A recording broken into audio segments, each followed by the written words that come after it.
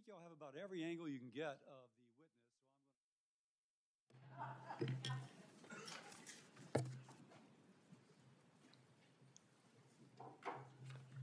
Thank everybody for being here. Bobby, I see your family behind you, and I like your family except for the nephew who's a Florida Gator.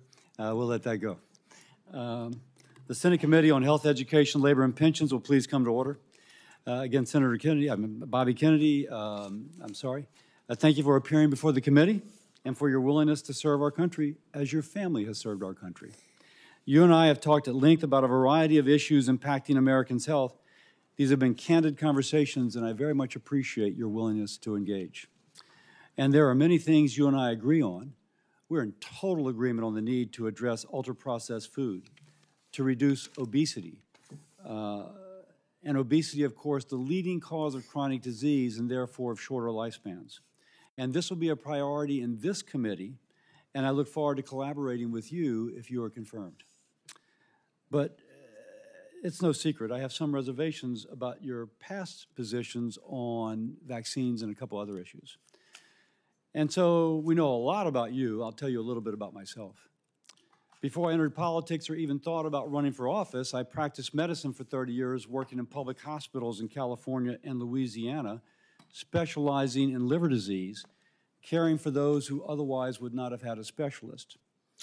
If you will, dedicating my life to saving lives, that is, being a doctor. Now, there is a moment in my career that really informs me now. In the early 2000s, I was loading a patient onto an air ambulance, an 18-year-old young woman, to go to get a liver transplant from acute liver failure due to hepatitis B. Barely an adult, her entire life ahead of her, all the hopes and dreams she might want, the children, the grandchildren, the future generations, wiped away if she did not get to the LSU hospital in Shreveport for an emergency transplant.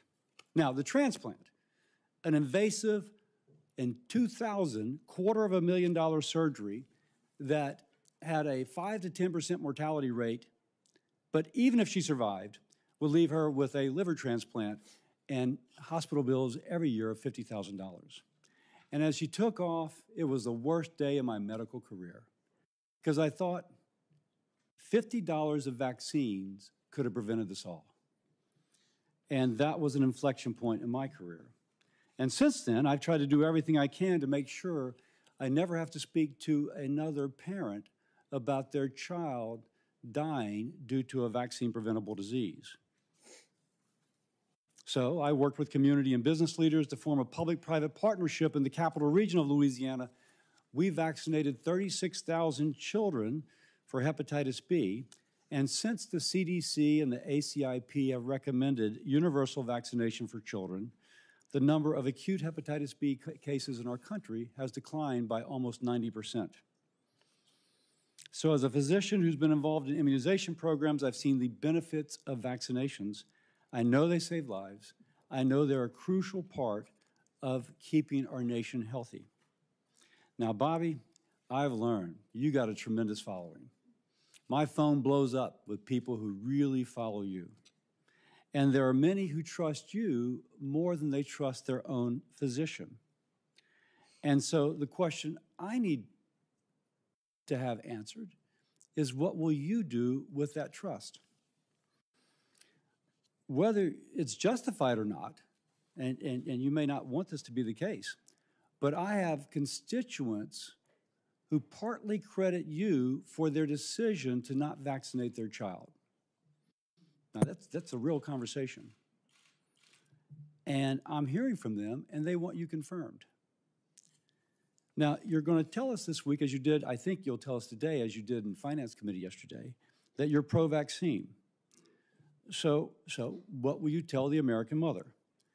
Will you tell her to vaccinate her child or to not? Or to have a conversation with her doctor, but for many that will be permission to not vaccinate their child. We know that to be the case. So your past of undermining confidence in vaccines with unfounded or misleading arguments concerns me. Can I trust that that is now in the past?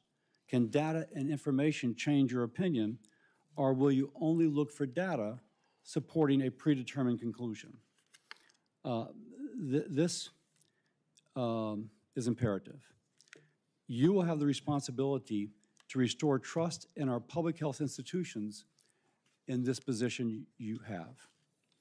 Now, let's turn a little political. I want President Trump to be successful. It's important for our country. Any action you take as HHS Secretary will shape his legacy, and we both want that legacy to be positive. So, thank you for coming before the committee, for being willing to serve, and I look forward to today's conversation. And with that, I yield to my ranking member, Senator Sanders. Thank you, Senator Cassidy, Chairman. And Mr. Kennedy, thanks for being with us. I'm going to discuss later the issue of vaccines, which Senator Cassidy raised, and it's of concern, I think, to all of us. But before I go there, I wanted to congratulate you, in a sense, for the phrase, "Make America Healthy Again." I think that is a cry that all of us, a goal that all of us share, because as you have indicated, we are a very unhealthy society. We are the richest country in the history of the world, and yet we rank far below every other major country in terms of our life expectancy. That's outrageous. To me, equally outrageous is if you're working class in this country, you're going to live 6 or 7 years shorter lives than if you are rich. In America today, 68,000 people die every year because they can't get to a doctor. They can't afford to get to a doctor. You pointed out yesterday the outrageous cost of healthcare in America, 2 or 3 times more than other industrialized countries are paying.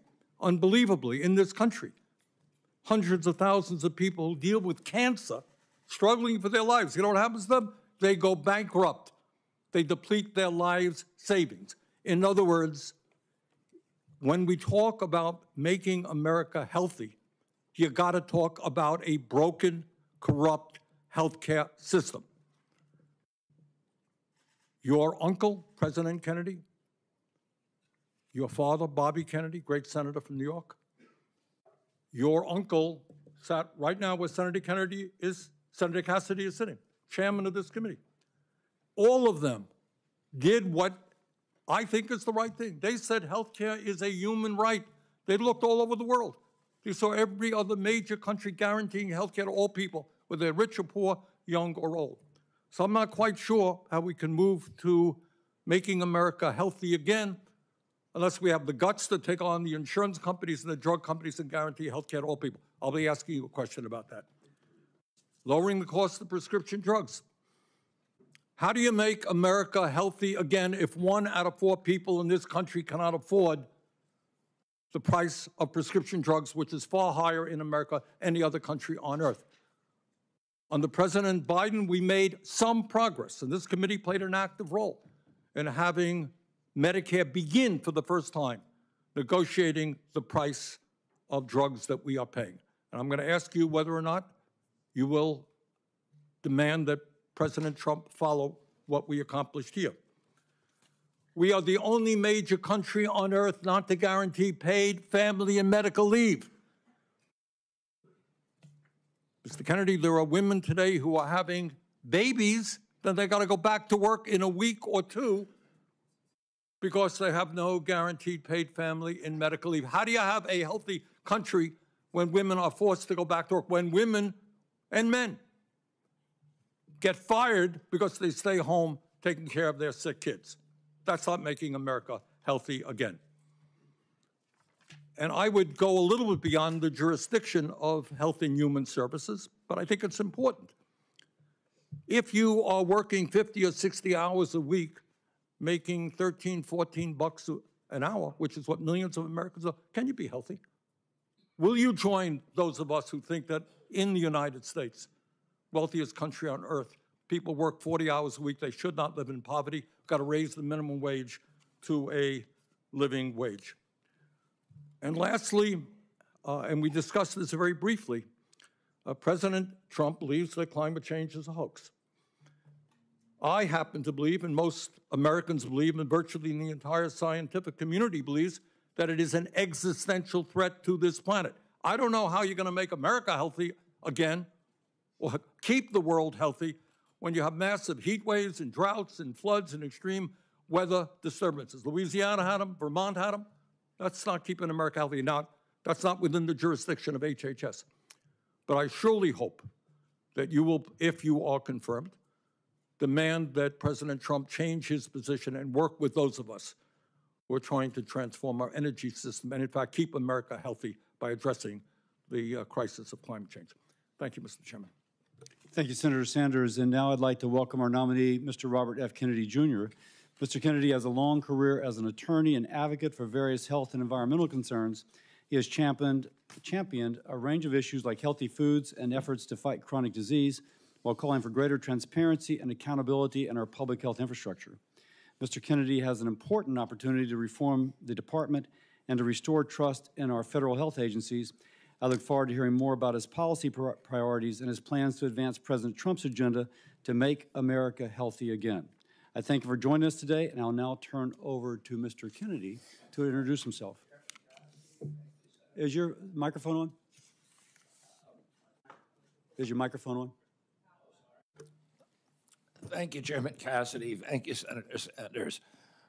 Ranking members and Ranking Member Senator Sanders and other members of this distinguished committee, Cheryl and I were heartbroken last night to learn of the tragic accident that took so many of our fellow Americans, including our service members.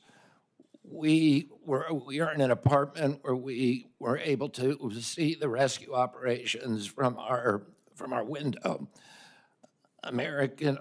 Senator Marshall, please know that I will continue. There you are. I'll continue to pray for you, as I texted you last night, for those who were lost, who called your state home, as well as Senators Kaine and also Brooks. We appreciate the first responders and local officials who are working so hard. May God continue to be with us all who are impacted, and those who continue to help with the recovery. I'm humbled to be sitting here today as President Trump's nominee to oversee the U.S. Department of Health and Human Services. I want to thank President Trump for entrusting me to deliver on his promise to make America healthy again. I'm grateful to have my family here once more with me. I want to introduce my wife, Cheryl, my daughter, Kik, my son, Bobby, my daughter-in-law, Amaryllis, and my nephew, Jackson Hines. I want to thank them, as well as the many members of my large extended family, for the love they have so generously shared. I want to particularly thank you, Mr. Chairman, for the time you've spent with me and the times we've talked in person and by phone. I greatly admire your passion for public health and your commitment to science. And this committee is blessed to have a medical doctor at the helm and two other medical doctors, Dr. Marshall and Dr. Rand, on the committee. I explained yesterday to the Finance Committee that my journey into the issue of health began with my career as an environmental lawyer, working with hunters and fishermen and mothers in the communities and small towns along the Hudson River. I learned that human health and environmental health are intertwined and inseparable. The same chemicals that kill fish also sicken human beings. Today, Americans' overall health is in grievous condition. Over 70% of adults and a third of children are overweight or obese. Diabetes is 10 times more prevalent than in 1960. Cancer among young people is rising by 1 or 2% per year. Autoimmune diseases, neurodevelopmental disorders, asthma, Alzheimer's, ADHD, depression, addiction, and a host of other physical and mental health conditions are all on the rise. The United States has worse health than any other developed nation. Yet we spend more on health care, sometimes double, sometimes triple, as other comparable nations. Last year, we spent $4.8 trillion, not counting the indirect costs from missed work. That's almost a fifth of GDP. It is tantamount to a 20% tax on the entire economy. No wonder America has trouble competing with countries that pay a third of what we do for their health care and yet have a healthier workforce. But I don't want to make this too much about money. It's the human tragedy that moves us to care. President Trump has promised to resurrect America's global strength and our leadership and to restore the American dream. And he understands that we can't be a strong nation unless we're first a healthy people. A healthy person has 1,000 dreams. A sick person has only one. Today, over half our countrymen and women are chronically ill and have only one dream. When I met with President Trump last summer, I discovered that he has more than just a concern for this tragic situation, but genuine care. President Trump has committed to restoring the American dream, and 77 million Americans delivered a mandate to do just that, due in part to his embrace and elevation of the Make America Healthy Again movement. That movement, led largely by Maha moms from every state, many of whom have traveled to be here yesterday and today. Senators, this is one of the most powerful and transcendent movements I've ever seen. The nation is ready for change and recognizes that this is a unique inflection moment. I've promised President Trump that if confirmed, I will do everything in my power to put the health of America back on track. And I've been greatly heartened to discover a deep level of care among members of this committee, both Democrats and Republicans. I came away from our conversations hopeful that we can put aside our divisions for the sake of a healthy America. For a long time, the nation has been locked in a divisive healthcare debate about who pays. Well, when healthcare costs reach 20% of GDP, there are no good options, only bad ones. Shifting the burden around between government and industry and corporations is like changing deck chairs on the Titanic. Our country will sink beneath a sea of desperation and debt if we don't change course and ask the fundamental question, why are healthcare costs so high in the first place? The obvious answer to that question is chronic disease. The CDC says over 90% of healthcare spending goes toward managing chronic disease, which hits lower income Americans the hardest. The president's pledge is not to make some Americans healthy again, but to make all Americans healthy again. There is no single culprit for chronic disease. Much as I've criticized certain industries and agencies, President Trump and I know that most of the scientists and experts genuinely care about American health. Therefore, we will bring together all stakeholders in pursuit of this unifying goal. Before I conclude, I want to make sure this committee is clear about a few things. News reports and many in the hearing yesterday have claimed that I'm anti-vaccine and anti-industry. Well, I'm neither. I'm pro-safety. I'm pro-good science. I worked for 40 years to raise awareness about mercury and other toxics in fish, and nobody called me anti-fish. All of my kids are vaccinated. I believe vaccines have saved millions of lives and play a critical role in healthcare.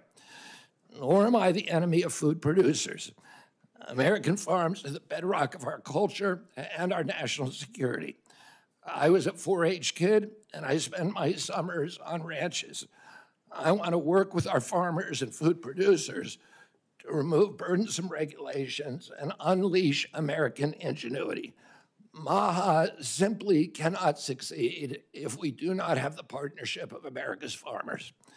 In my advocacy, I've often disturbed the status quo by asking uncomfortable questions, and I'm not going to apologize for that. We have massive health problems in our country that we must face honestly.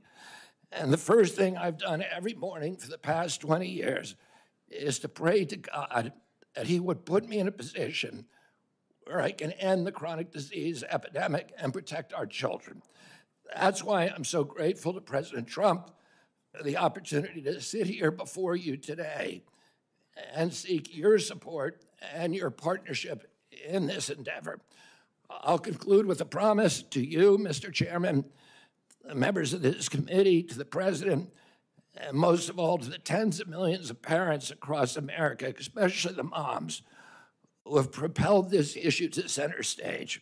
Should I be so privileged as to be confirmed, we will make sure our tax dollars support healthy foods. We will scrutinize the chemical additives to our food supply. We'll remove the financial conflicts of interest from the agencies. We'll create an honest, unbiased, science-driven HHS accountable to the President, to the Congress, and to the American people. We will reverse the chronic disease epidemic and put the nation back on the road to good health. Thank you. Thank you, Mr. Kennedy. I'll start. And for everyone's information, yesterday, finance went long. This is not the Star Chamber. This is where I think most people can get their questions out in 5 minutes. And so I'll let it go a little bit over 5, but out of deference to our witness who's already testified for 3 hours, I'll be a little tight. That said, at the end, taking the ranking member and the chairman's privilege, we will have a chance, the two of us will have a chance to ask a little bit more, and that's what you get for being a chair. So that said, let's begin. Bobby, if I may, because you said I could, you had once described yourself as pro-vaccine to me. Now, the context of what I'm about to ask is that there's multiple studies establishing the safety of measles and hepatitis B vaccine, and specifically that they are not a cause of autism. In this position, and you have previously said yes, but if you are approved to this decision, to this position, will you say unequivocally, will you reassure mothers unequivocally and without qualification that the measles and hepatitis B vaccines do not cause autism? Senator, I am not going into the agency with any. Well, that's kind of a yes or no question, because so if you're, because the data is there, and that's kind of a yes or no. And I don't mean to cut you off, but that really is a yes or no. If the data is there, I will absolutely do that. Now there is the data. Just because I used to do hepatitis B, as I've said, I know the data is there.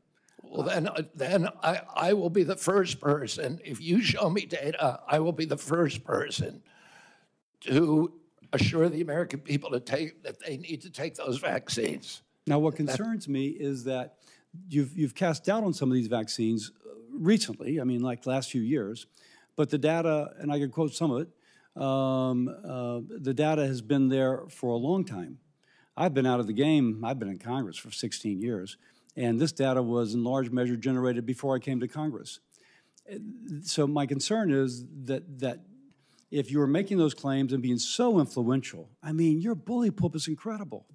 With that responsibility, that you never acquainted yourself with anything that might contradict that what you were previously saying. So let me ask once more. If the data is brought to you, and these studies that have been out there for quite some time and have been peer-reviewed, and it shows that these two vaccines are not associated with autism, will you ask, no, I need even more? Or will you say, no, I see this, it's stood the test of time, and I unequivocally and without qualification say that this does not cause autism? Not only will I do that, but I will apologize for any statements that misled people otherwise. Thank you. Next. And I just want to pledge to you that I will never stick on a point if somebody shows me data that says I'm wrong. I know that's an interpretation people have, but it's absolutely wrong. I am science-driven and evidence-driven. I think the concern is how persuadable people are. But let me go on because I have limited time. I'm going to hold myself to the same 5 minutes. Yesterday, Senator Bennett in Finance asked you if you had once previously made statements that Lyme disease was created as a military bioweapon, and you said you may have said that once. Do you still believe that Lyme disease was created as a military bioweapon? I've never believed that, Senator. What I said is that that we should always follow the evidence. There were 3 books suggesting that. I have not read them through, What I've said is we should always follow evidence, no matter what it says. So I never have said that definitively Lyme disease was created in a biolab. Okay. Next, again, this will be kind of a yes or no. Do you commit that you will revise any CDC recommendations only based on peer review, consensus-based, widely accepted science? In other words, not personal beliefs or the beliefs of any single person that you or your department may identify?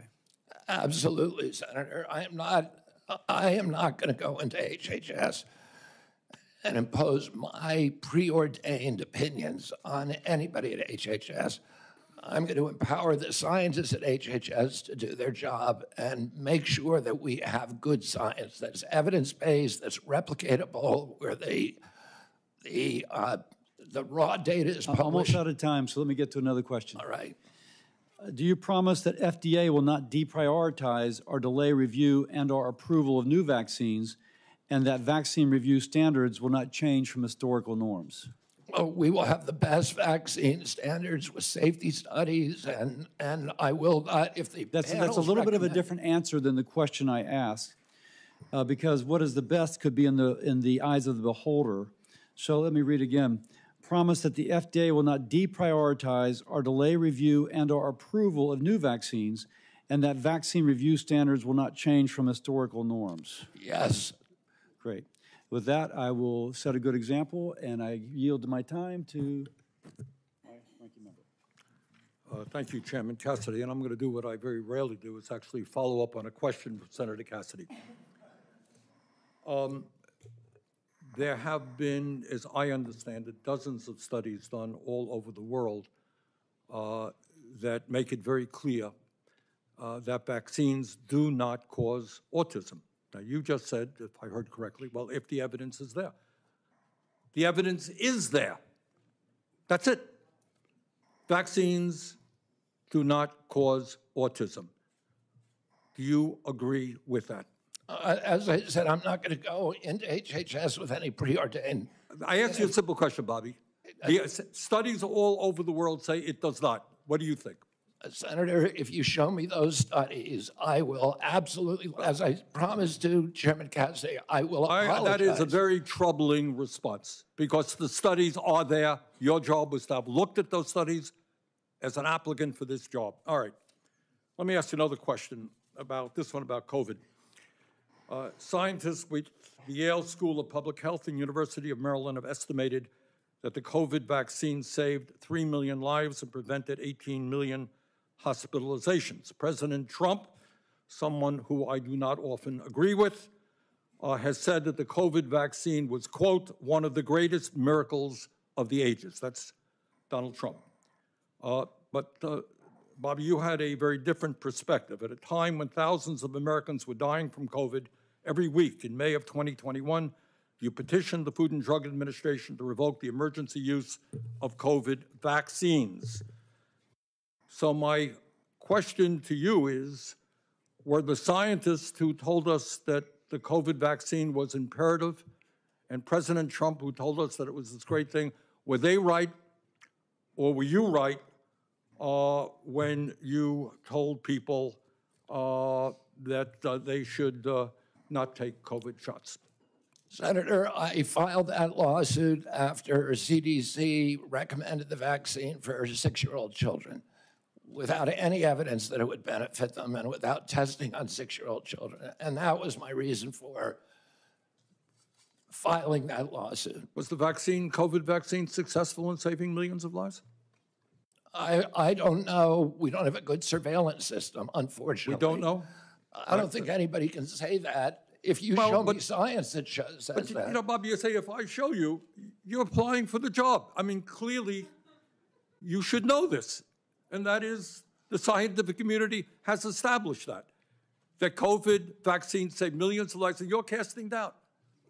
That is really problematic. All right, let me ask you another question on another subject. My Republican colleagues and President Trump are moving toward making massive cuts into Medicaid in order to provide tax breaks for the wealthiest people in this country. As I'm sure you know, Medicaid provides health insurance to tens of millions of children, provides the funding for 2 out of every 3 seniors in nursing homes. It provides 43% of the revenue for community health centers, something I feel very strongly about. And it is so important for millions of people. If confirmed, in terms of making America healthy again, will you stand up to the White House and say, no, we cannot throw millions of children off of health care, millions of elderly people out of nursing homes. We cannot cut Medicaid to give tax breaks to billionaires. President Trump has made no indication to me that he intends to throw millions of people out of nursing home or deprive people of their health care, Senator. We have a health care system that's broken. It's not working. You've been working on it your entire career. As Americans get less and less healthier, as premiums rose. Bobby, I believe the healthcare system is broken. We agree on that. He has asked me to fix it. But so do you fix it? The American people. But my colleagues here, certainly in the House of Representatives, are prepared to make massive cuts in Medicaid. Now, I happen to believe in a Medicare for all system that guarantees health care to all people. Not what we're talking about. But in fact, there is serious discussion of massive cuts to Medicaid, which will have devastating harm on children, people in nursing homes. All I am asking you, if that proposal goes through, will you say, hey, you're not keeping America healthy by throwing children off of health care? Senator, I haven't seen any of the congressional proposals. I can only tell you what President Trump has told me, which is that he wants me to make Medicaid, Medicare, and Obamacare better. Well, if you haven't seen those proposals, I suggest you go to any newspaper. They're there. Thank you, Mr. Chairman. Senator Paul. You know, I think the discussion over vaccines is so oversimplified and dumbed down that we never really get to real truths, and it's why people up here are so separated from real people at home. So we talk about hepatitis B. It's a terrible disease. It could lead to liver failure, as the chairman said. But the reason you have distrust from people at home, why they don't believe anything you say, they don't believe government at all, is you're telling my kid to take a hepatitis B vaccine when he's 1 day old. You get it through drug use and sexually transmitted. That's how you get hepatitis B. But you're telling me my kid has to take it at 1 day old. That's not science. And so every person with a bit of common sense, even people who don't resist vaccines, I vaccinated all my kids. I believe vaccines are one of the modern miracles beyond all pale. The Speckled Monster is a great book about the introduction of the smallpox vaccine in 1720 into our country. All miracles. But I'm not a one-size-fits-all. It's not all or nothing. I chose to wait on my hepatitis B vaccine, and we did it when they went to school. Does that make me an awful person? Does that make me an anti-vaxxer because I questioned the government dictate of whether I do it? And I'm not speaking for anybody else. I'm only speaking for myself. But for goodness sakes, let's have an honest debate about these things. The COVID vaccine. If you ask me my opinion, the reporters run up and down the hall and they say, you still anti-vaccine? No, I'm pro-vaccine. But on the COVID vaccine, and on the COVID illness, there was a 1,000-fold or more difference between the elderly and children. If you don't acknowledge that, you're committing malpractice. You're showing your ignorance. If you say a 6-month-old must be mandated to get it, the science is not there. So all this blather about the science says this and the science says that, no, it doesn't. The science actually shows that no healthy child in America died from COVID. Look it up. No healthy child died from COVID. And so the thing is that it's 1,000-fold greater. So if you ask me my advice as a physician, if you were 65 or older or overweight and some other conditions, I would have said, hell yes, I'd take the COVID vaccine. The risks of the disease were real and much greater than the vaccine. But if you ask me, should my healthy 6-month-old get it? See, these are the nuances you're unwilling to talk about because there's such a belief in submission. Submit to the government. Do what you're told. There is no discussion. There ought to be a debate. You're not going to let him have the debate because you're just going to criticize and say, it is this, and admit to it, or we're not going to appoint you. But it's more complicated than that. And this is why people distrust government, because you're unwilling to have these conversations. And go home. Ask your Democrat young mothers, your Republican young mothers, if they're vaccinating their kid for hepatitis B, and they're like, well, do I have to do it on day one? It's this precious little baby. Is there science to say you shouldn't do it? Probably not, but it's my kid. You know, it's like, there isn't clear-cut science saying not to. But on autism, There's no good science of anything to show what causes autism. We don't know. It's a profound disease. I know many moms here and dads who have kids with autism. I know them personally. I've met their kids. But the thing is they saw their kids developing completely normal, maybe speaking 100 words go to no words at about 15 months of age. Now, there isn't proof. There isn't proof that the vaccines cause it. That's true. There isn't proof that it causes it. But we don't know what causes it yet, so shouldn't we be at least open-minded? We take 72 vaccines. Could it be? I don't know. But we shouldn't just close the door and say we're no longer, because we believe so much in submission, we're not going to have an open mind to study these things. And so it's sort of this crazy notion. Schizophrenia, I would put in the same notion. You have a kid who's completely normal to 18 or 19, and their brain goes haywire. How does that happen? It's the most bizarre disease. Shouldn't we be open? Could it be our food? It might be vaccines, it might be our food, but autism's more common. I don't know about the schizophrenia statistics, but autism is more common. Shouldn't we want to be open-minded? Instead, we're so close-minded and we're so consensus-driven that the science says this. Well, science doesn't say anything. Science is a dispute, and 10 years from now, we could all be wrong. We were told in the beginning, 20 years ago, they did this enormous study, and they said, everybody over 50 should take an aspirin. I thought, well, that's a pretty good idea. It makes sense. But you know what?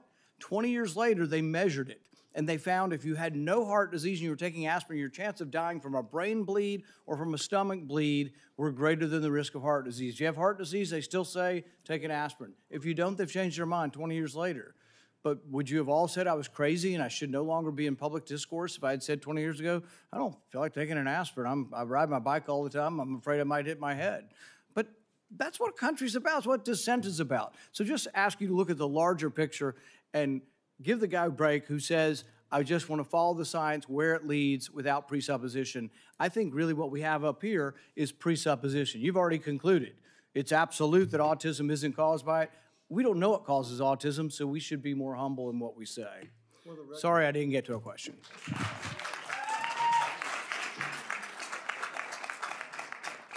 For the record, if a child is born to a hepatitis B mother, that child may have a 95% chance of becoming a chronic carrier. But if the And child, we vaccinate those people, and nobody's against that. But if the child, that's a very small percentage and I a may red herring. finish. That is not what we're talking about. 99.9% of kids don't have a hepatitis B, Mom. And could they wait a while? Could they get vaccinated 3 months or a year? Yes. So again, for the record, if the mother's hepatitis B status is known, then that can be delayed. The problem is oftentimes, or at least a significant percentage of the time, the mother's status is not known. If she's hepatitis B positive, a vaccine on day one of life prevents chronic hepatitis B 95% of the time. So it really depends upon the knowledge of the mother's hepatitis B status. And when they used to do just, okay, we know the mother's status or not, there's mothers that snuck through. Their status was unknown. We can blame the OBs, yeah, Marshall. But for the record, there is an absolute rationale for that. But you're right. If the mother's status is definitively known, that it can be safely delayed. So now, Senator Murray. Thank you, Mr. Chairman. HHS has really broad and critical responsibilities to protect and preserve healthcare and social services, from women's health to childcare to biomedical research. That's just a few. In light of last night's tragedy, I do want to express my thoughts and prayers. But it is, I think, a painful reminder to all of us that we need competent people running our federal agencies to respond when a crisis strikes. Mr. Kennedy, let me start by talking about vaccines. I think we all agree that cancer is particularly nefarious chronic disease. And the American Cancer Society reported earlier this month that women under 50 are experiencing a dramatic increase in the incidence of that disease. Fortunately, there is clear data showing that the HPV vaccine has saved lives and cut cervical cancer rates dramatically.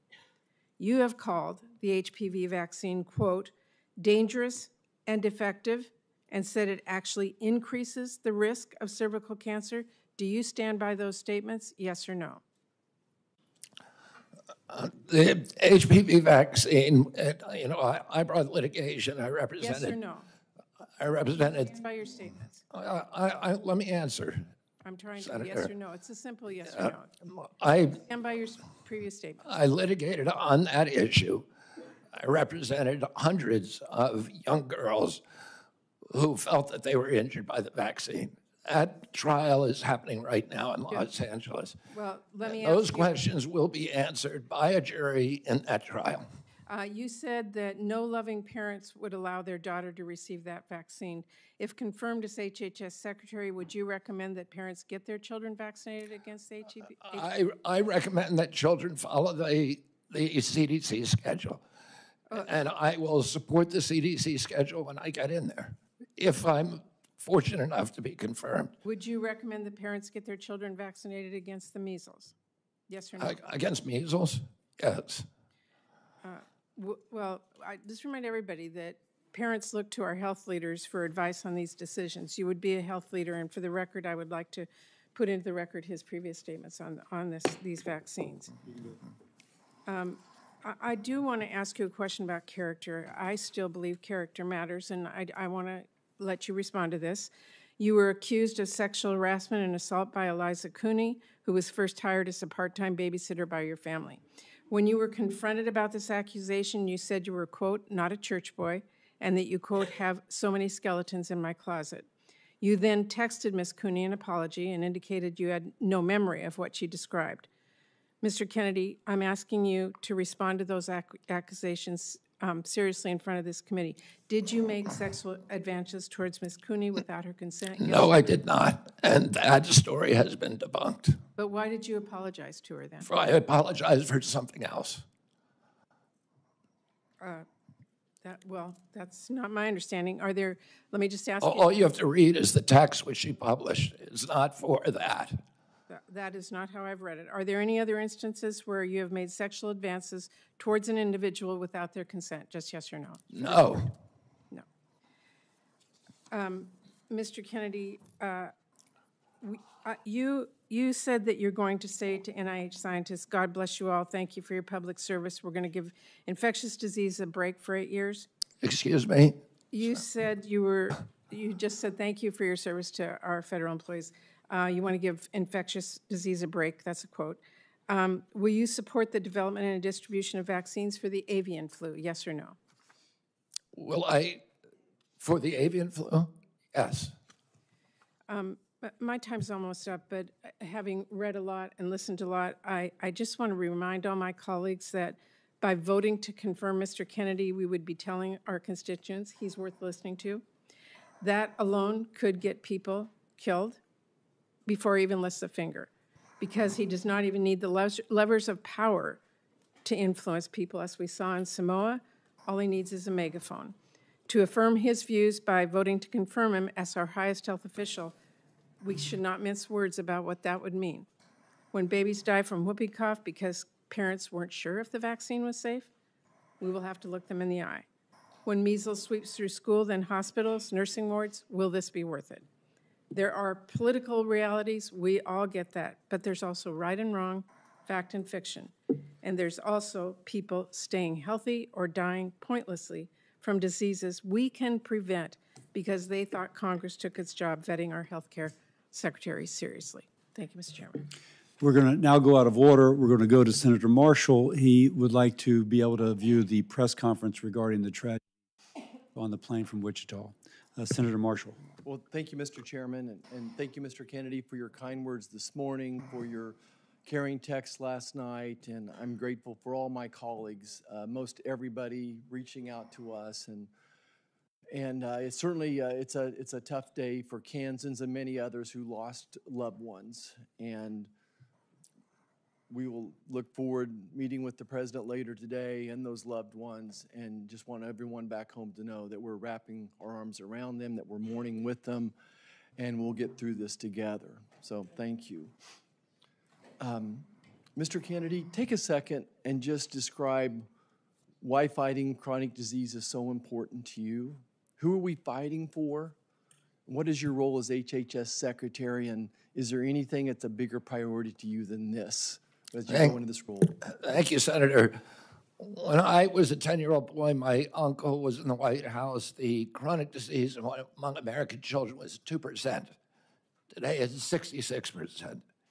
The cost of chronic disease to our country when my uncle was president was zero. There were not even treatments for chronic disease at that time. Today, the cost is $4.3 to $4.45 trillion. It is bankrupting our country. 77% of American kids can't qualify for military service. 38% of teens, according to NIH's last report, which was 3 weeks ago, 38% are diabetic or pre-diabetic. When my uncle was president, the typical pediatrician would 1 or 2 cases of diabetes in his lifetime, juvenile diabetes. Today, it's more than a third of the kids who walk through his door or her door is diabetic or pre-diabetic. Autism rates have gone from 1 in 10,000 or 1 in 1,500 to 1 in 10,000, depending on what study you look at. In my generation, as a 70-year-old man today, in our children, it's 1 in 34. The explosion, I had 11 siblings. I had dozens of first cousins. Mr. Kennedy, I'm sorry. So, who are we? What's your role as HHS secretary to fight that disease? There's never been an HHS secretary who came in to do this. It was all about the typical partisan debate about how we allocate the cost, whether insurers pay it or whether hospitals, providers, or families pay it. And the costs continue to rise. All the things we're debating on, our kids are getting sicker and sicker. Yeah, just to quote you from yesterday, it's like we're moving the chairs on the Titanic. Yeah, and the ship is sinking, and nobody's paying attention to it. And yesterday, I got question after question from the Democrats about measles. In 1963, the year before the measles epidemic, or the measles vaccine was introduced, 500 American kids died from measles, almost all of them extremely poor and malnourished. We have 252 million Americans who are suffering from chronic disease, and none of them mentioned diabetes. They didn't mention heart disease. They didn't mention cancers yesterday. We need to refocus if we're going to save our country. This is existential. Our country is not going to be destroyed because we get the marginal tax rate wrong. Right. It is going to be destroyed if we get this issue wrong. And I am in a unique position to be able to stop this epidemic. Mr. Kennedy, I want to just contribute as one of the 3 physicians on here, and even as I listen to my friends across the aisle, my conclusion is that we have to guard the physician-patient relationship and give those parents of these kids the information. All 3 of us are going to disagree on exactly who should and shouldn't get a particular vaccine. We all recognize the incredible successes of different vaccines as well, but we have to give the American public the best information, non-biased information, and I'd love to get you to respond to that, but I have an important question for folks back home. And this will be my last question. I've never seen a person whose words, written and spoken, have been so misattributed, exaggerated, sensationalized, and taken out of context. Will you just speak to my farmers and ranchers back home and tell me about your, where do they fit in this role of MAHA and how we're going to work with them and just your compassion towards these farmers and ranchers? Yeah, I mean, MAHA will not succeed without the cooperation and partnership of agricultural producers, of farmers and ranchers across this country. I was a 4-H kid. I grew up working on ranches. And I've worked for years representing farmers in various forms of litigation. Thomas Jefferson said that American democracy is rooted in tens of thousands of independent freeholds owned by farmers. We are losing farmers today, and we can't afford to lose a single farmer. And on my watch, I do not want to lose a single farmer. We have to offer farmers an off-ramp from chemically intensive agriculture, which they don't want to do, which even the chemical industry is ready to change, so that they can grow crops that they can sell in Europe. They can grow crops. Senator Hawley told me during our meeting that 4 out of his 5 of his brother-in-laws have Parkinson's. There's illness all over the farm community, and it's undoubtedly related to the intensity of chemical pesticides. Mr. Kennedy, We need to reduce that, but I'm not going to do anything coercive the farmer. President Trump was the best president in modern American history for the American farmer. The first one to see farm prices go up. He has instructed me to take care of the farmers and make sure they're full partners. thank you. Senator Baldwin. Thank you, Mr. Chairman. Mr. Kennedy, I've been listening to the back and forth and questions, and when people have tried to pin you down, you have said, Can you speak up, Senator Baldwin? yes, I've been listening to the back and forth, the questions, and when people tried to pin you down on a point, you said, show me the data or bring me the studies. And I want to suggest that that data is out there, and those studies are out there. And if you're going to review all the studies and the data, you're going to be doing that, if confirmed, for your first year of being secretary. When we talked, we were talking a bit about vaccines at the end of our meeting, and you said really to me that there's no post-approval safety monitoring. And that led me to believe that you're not aware of the significant and ongoing safety monitoring that occurs after years of rigorous studies showing vaccines to be safe and effective. And so I want to give you the opportunity to set the record straight here. Are you aware of the measures in place throughout Health and Human Services to ensure vaccine safety after approval? Yes or no? I'm aware of the VAERS system, which CDC admits it captures fewer than 1% of vaccine injuries. So you are aware of the I'm also CDC aware. monitoring? Are you aware of the FDA post-approval monitoring? I'm aware of only 2 systems. Are you aware of the vaccine safety data link?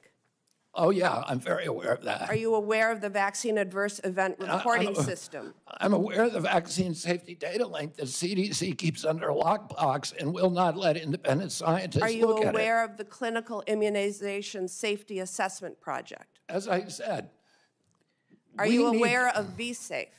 I'm aware that they're broken, and I can explain to you how each one of those is broken if you're interested.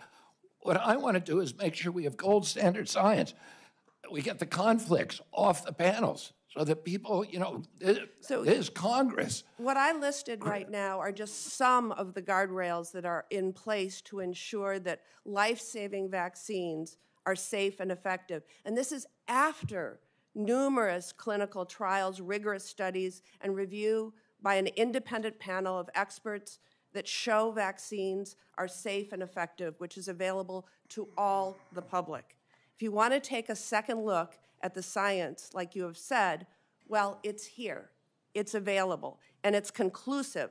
And saying anything else is undermining vaccines.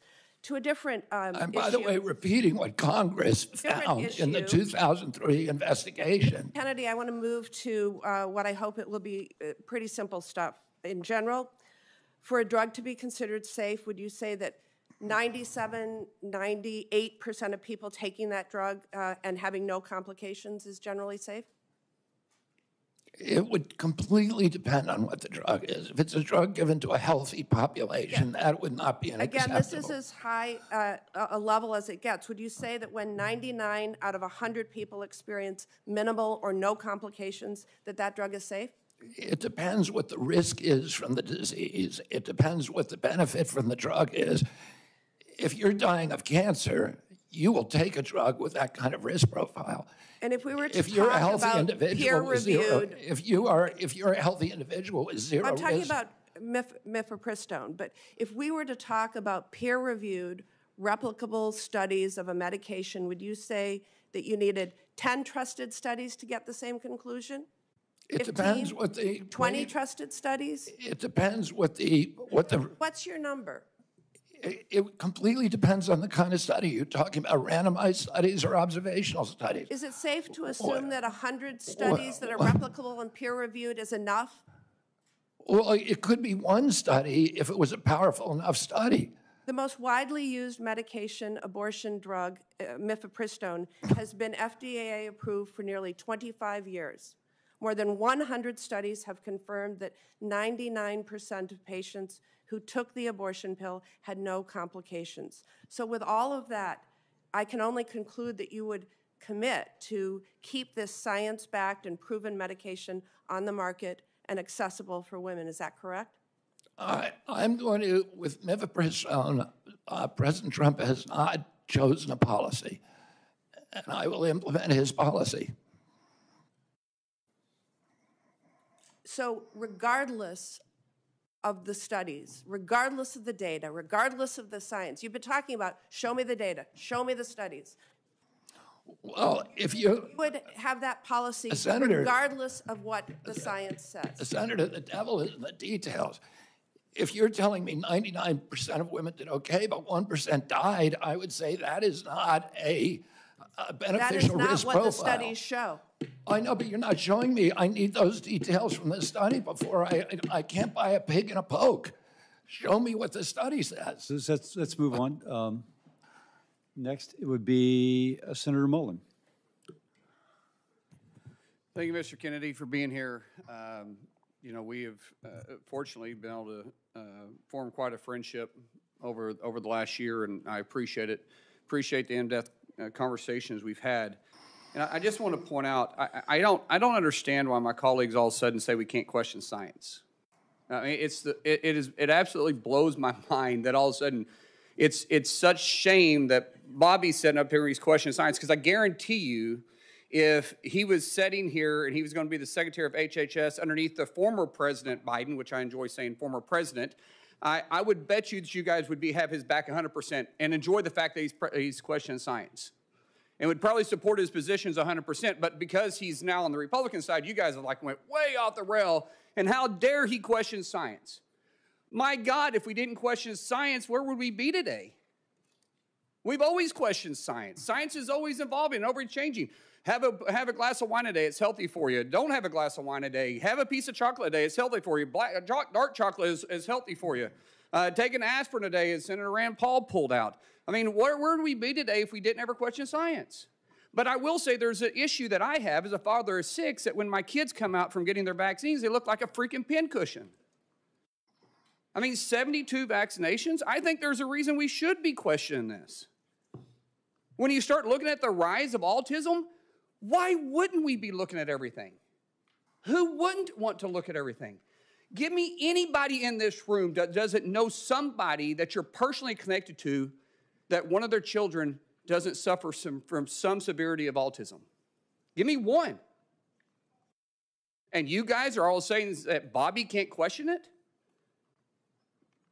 I don't get it, guys. I don't understand your point, other than the fact you just oppose him because he supports a president that you guys don't like now.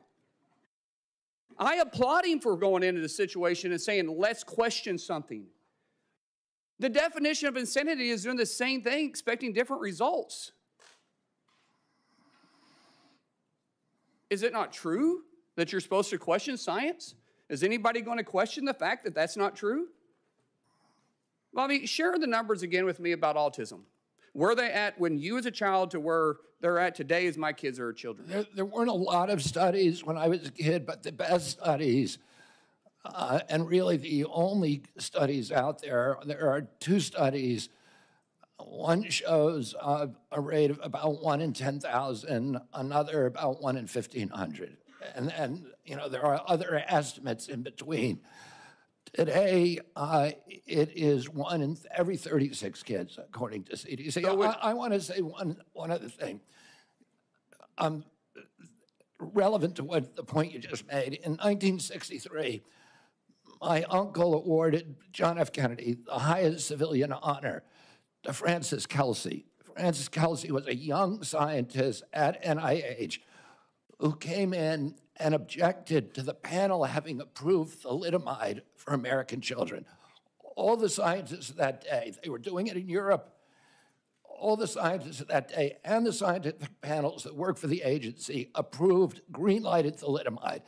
She stood up and screamed and fought and risked her job and risked her reputation, and she blocked it in our country. 3 years later, everybody recognized that she was a hero and a savior of our children, because we were not getting the kind of terrible, diabolical deformities as they were experiencing in Europe. My uncle gave her the highest civilian honor because she questioned science and was courageous enough to stand up and say, I don't care what happens to me, this cannot happen. And irony is that she was a Democrat at that time and she questioned science. But now all of a sudden, because you're working for Republicans, you're not allowed to question science. Let's go back to this and say let's just use the number of 1 in 10,000 at your age. Now, we're a little bit different in age. I'm not going to say how old you are, but you look great for your age. I will say that 1 in 36, that's not a pandemic, then what is? 1 in 36, and it used to be 1 in 10,000 have autism now? Can any of you guys with a straight face say that we shouldn't look at every aspect to what we're putting in our kids, be it from the food to the vaccines? 1 in 36. That scares the living daylights out of me. With 6 kids, I could have 36 grandkids. I'm just doing the math. I'm the youngest of 7. My family seems to be pretty active in that area. So I'm not necessarily trying to be funny, but I'm being very serious, guys. We should support the fact that Bobby's questioning it. He's not saying he's against it. He's saying he's going to question it and let the studies follow where they will. And God bless you for doing that. Thank you. Thank you, Senator. Senator Kane. Thank you, Mr. Chair, and congratulations on your nomination, Mr. Kennedy. I enjoyed our conversation. Thank you for starting off today acknowledging the pain felt by people in this region from this horrible air tragedy last night. Senator Marshall and Senator Moran, a lot of folks from Kansas, a lot of folks from Virginia, D.C., Maryland, but also when that passenger list comes out and when the 3 soldiers' names are revealed, every office here is going to have some connection to them because you have your staffs who live here, and we kind of dread seeing that list of names.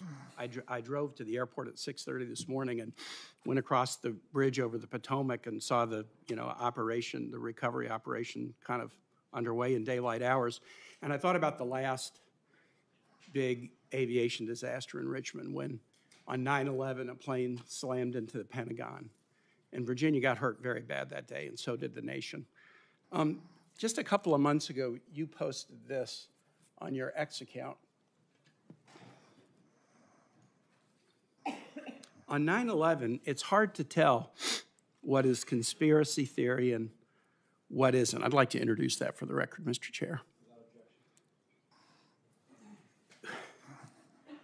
We take that kind of stuff pretty personally. Virginians know what happened on 9/11. We don't need folks giving oxygen to conspiracy theories about 9/11. Now, one thing I noticed about this post is it was in July of 2024. It was 23 years after 9/11. You had a lot going on in your life. You were running for president then.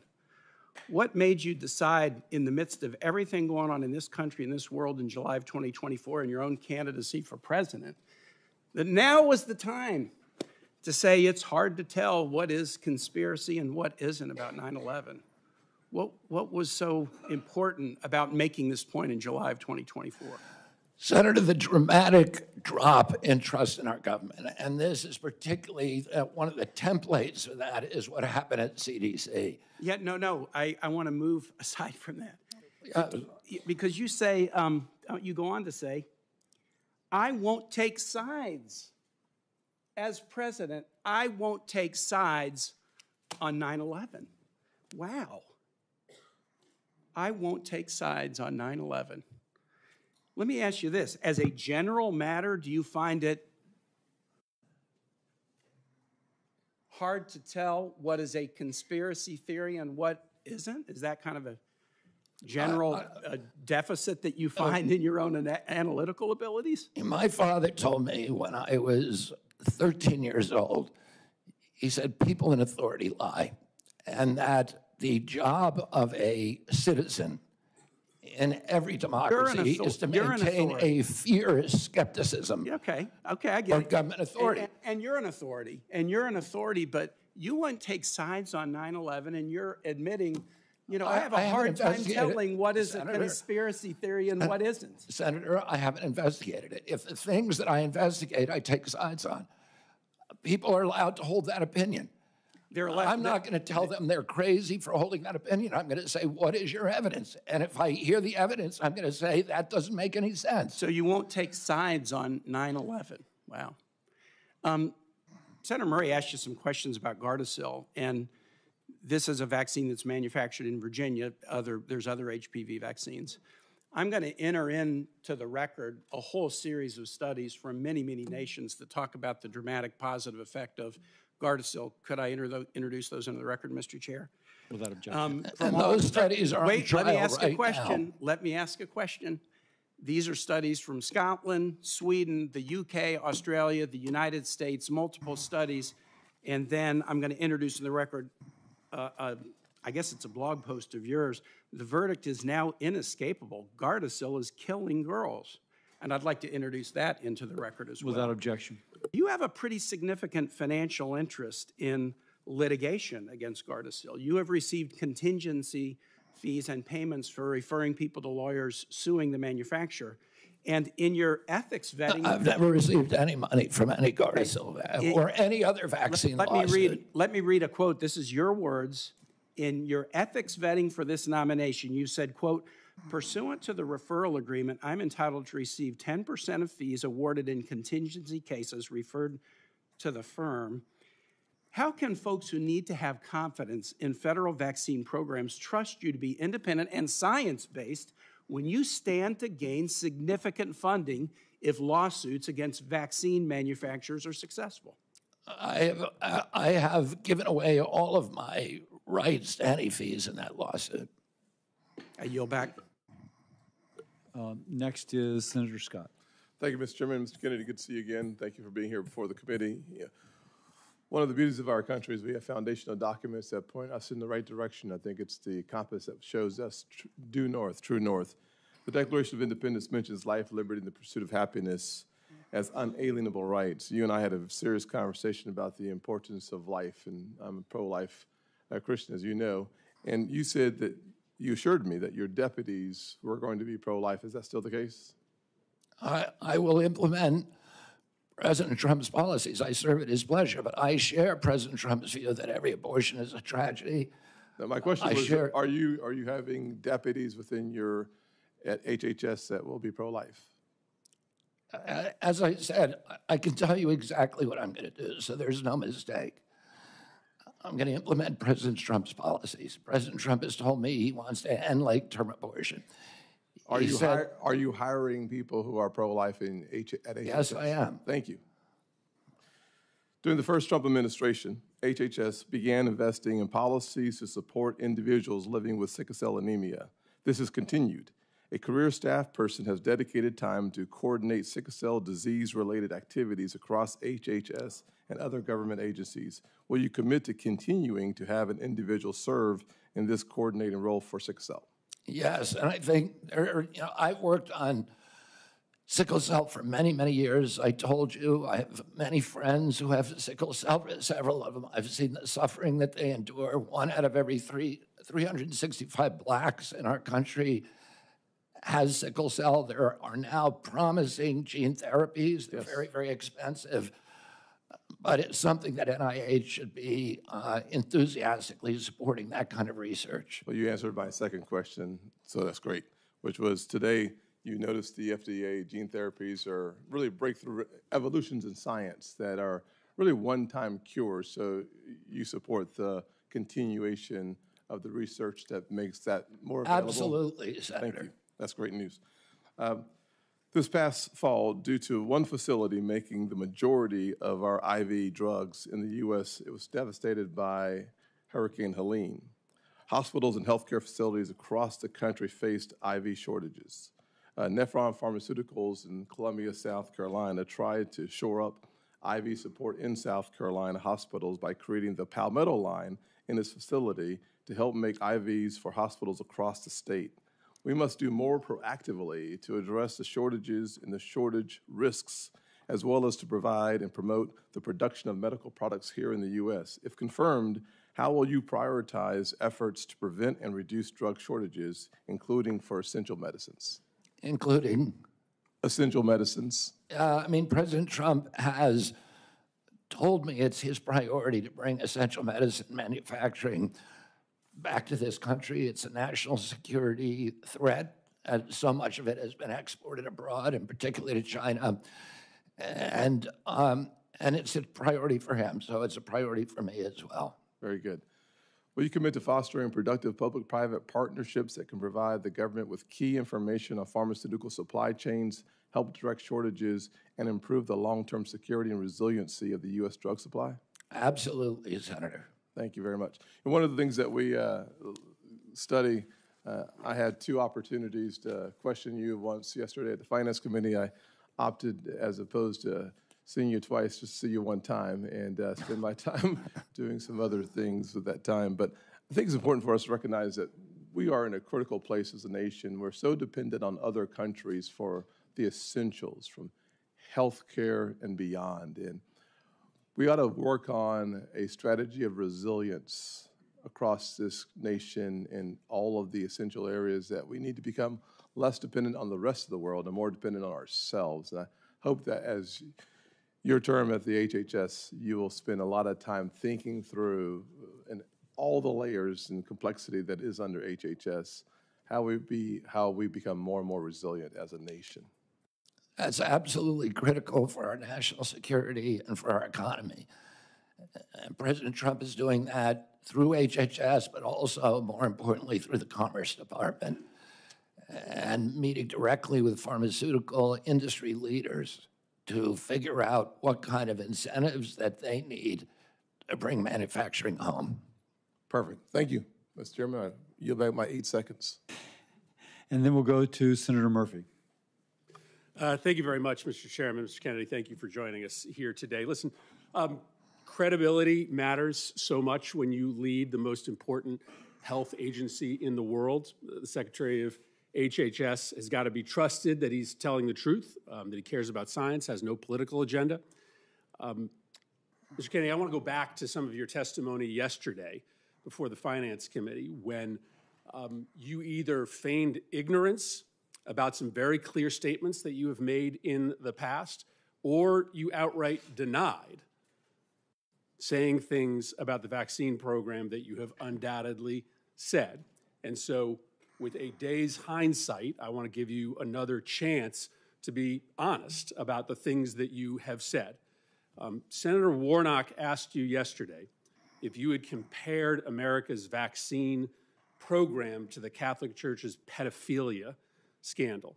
You said you never said that. Now, I'm not asking you to explain what you said. I didn't say it, never said that. You didn't say that. Senator I did Warnock, not say that I hadn't said that, Senator. I said the other question you asked me about Nazi death camps. That's fine. You're doubling down on that. You said, Senator Warnock also asked you if you compared America's vaccine campaign to the Nazi death camps and the Holocaust. Again, you said yesterday you didn't say that. I did not say that. You did not say that.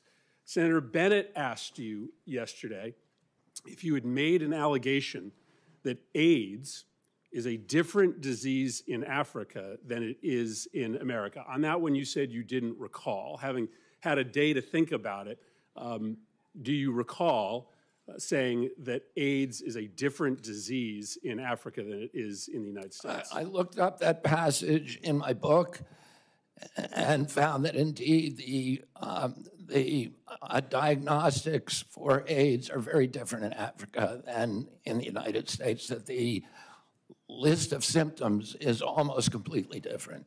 So I'll submit this for the record, but having denied the first two statements, let me just read what you said.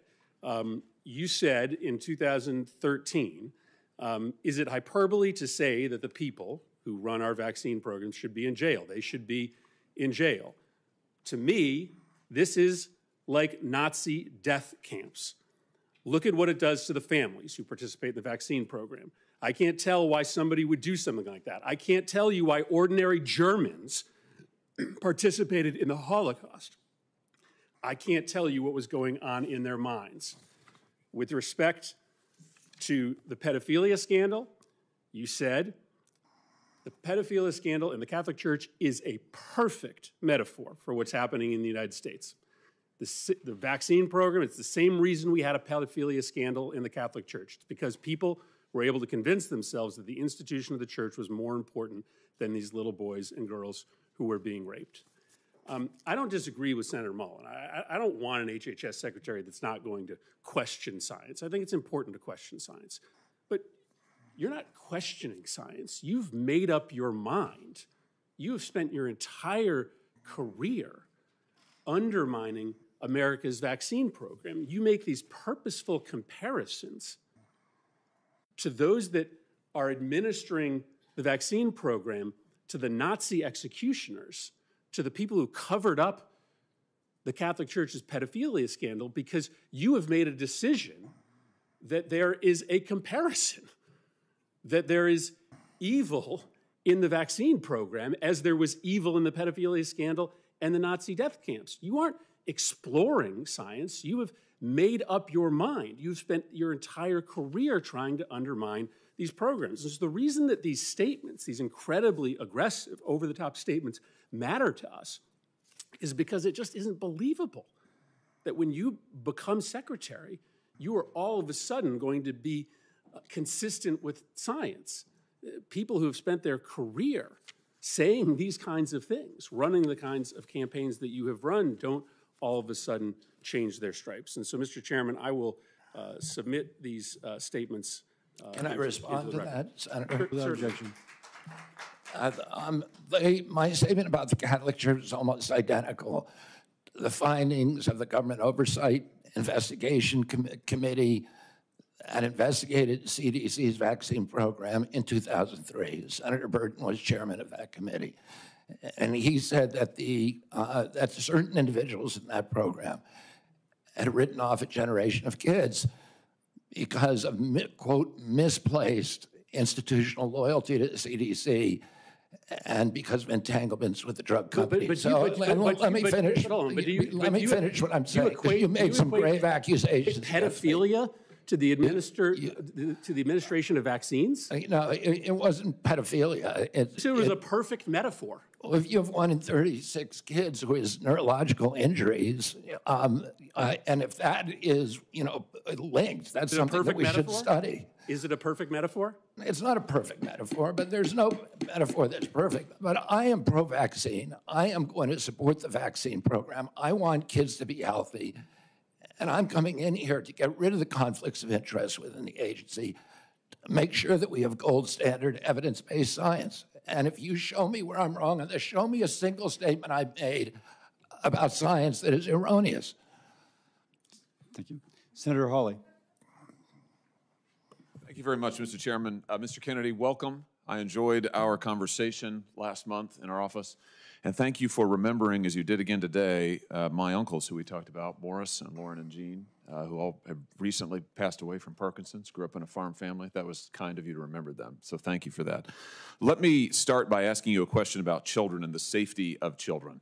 President Biden's administration, his HHS, issued a rule, so it's binding, requiring that every doctor in America, including pediatricians who receive any kind of federal funding, so that's anybody who takes ACA funding, anybody who takes CHIP funding, this is almost every health provider in America, requiring them to conduct gender transition and gender so-called affirming procedures. So that means hormones, that means puberty blockers, that means surgeries in some cases. They imposed that rule on doctors across the country. This has been litigated, and it has been actually stopped by a couple of courts who found that it was way outside of HHS's jurisdiction. My question to you is, will you rescind this rule that imposes this radical policy, and talk about being anti-science, this radical policy on just about every pediatrician in the United States of America? Yes, I will. And by the way, that rule is anti-science. The most thorough meta-review on gender-affirming care has come out in the Cass report, which reports really catastrophic impacts on children. And that is science. It's a meta-review of all the existing scientific studies. But, even more just from a common sense, if you're a patient, do you really want somebody performing surgery on you who is morally opposed to that surgery? It doesn't make any sense. We need to embrace diversity in this country. are people who believe that's important. I respect them. We should hear them out. We should debate. We should have a congenial conversation. There are also people who believe that it is an atrocity, and they need to be listened to too. And we need to embrace diversity and make room for diversity in this country, and not force people to do things that are against their conscience. And let me just point out that on this rule, what's particularly pernicious about it is we're talking about gender transition surgeries, gender transition care on minor children. This rule purported to preempt all state law. So in states like mine and many others, where the voters have said, we don't want gender transition procedures performed on minors, the Biden administration attempted to use federal money and force pediatricians to do it anyway. So I'm glad to hear you say you'll rescind that rule. I think it's terrific for the safety of children. And Senator, I would add that we don't let children drink. We don't let them drive an automobile because they have bad judgment. They are flooded with hormones. Their brains are still in formation. Their sexuality is still in formation.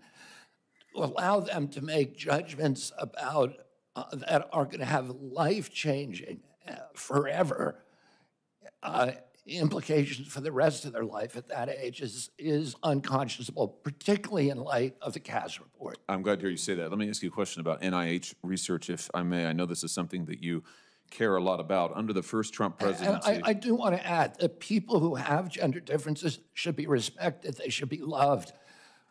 But loving them does not sometimes love means saying no to people. Let me, on NIH, under the first Trump presidency, HHS stopped new NIH research that involved human fetal tissue from elective abortions. Now, you were asked about this sort of tangentially yesterday by Senator Cantwell, and I want to get your quote right. You said to her correctly, you said stem cell research today can be done on umbilical cords and you don't need any fetal tissue, which is correct. My question to you is, will you reinstate President Trump's policy that ensures that no federal research and no federal tax dollars is conducted on fetal tissue taken from elective abortions? Yes.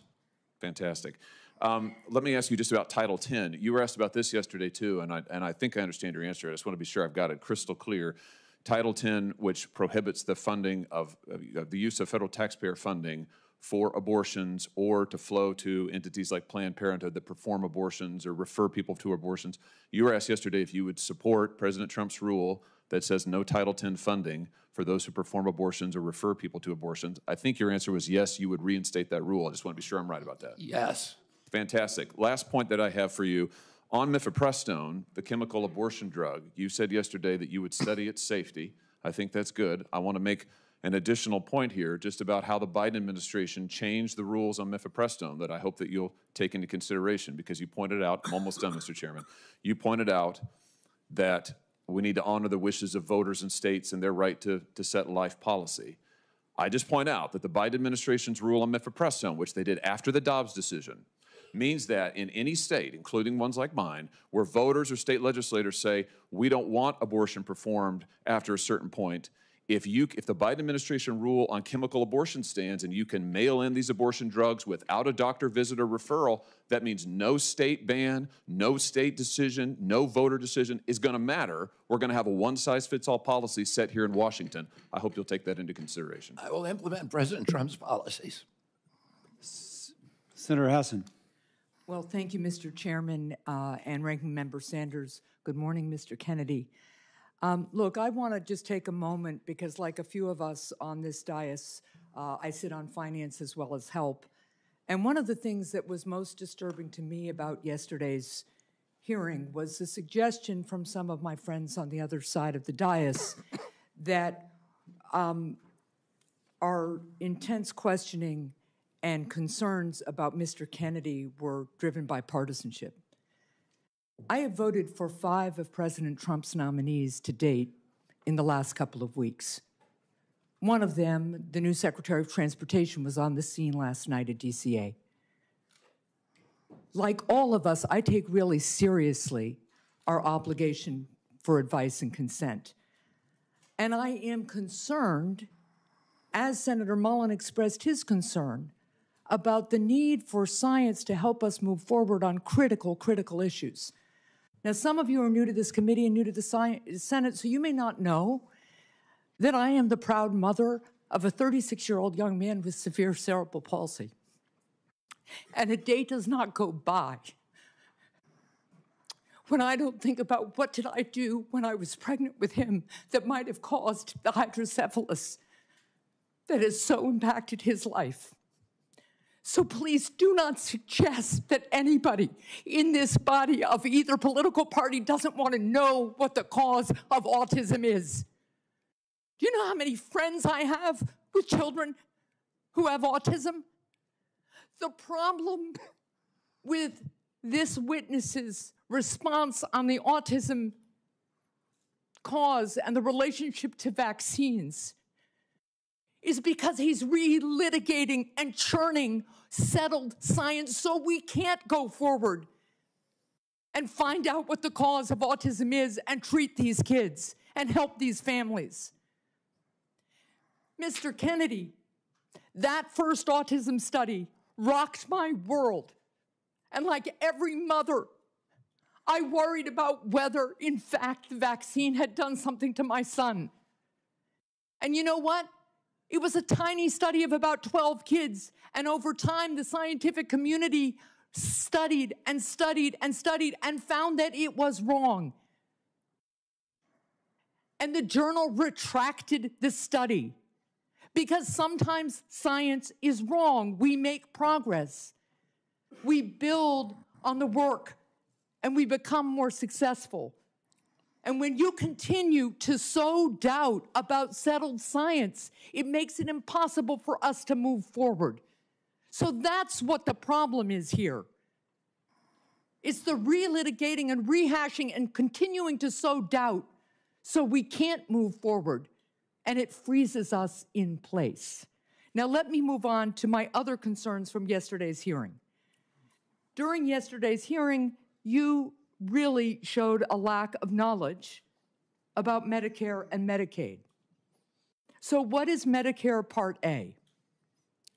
Medicare Part A pays mainly for primary care or physicians, and then Medicare. No, so it is about, Medicare Part A is seniors coverage for inpatient hospital care. What's Medicare Part B? For physicians and doctors, Medicare care Part D. That is coverage for outpatient care and home health.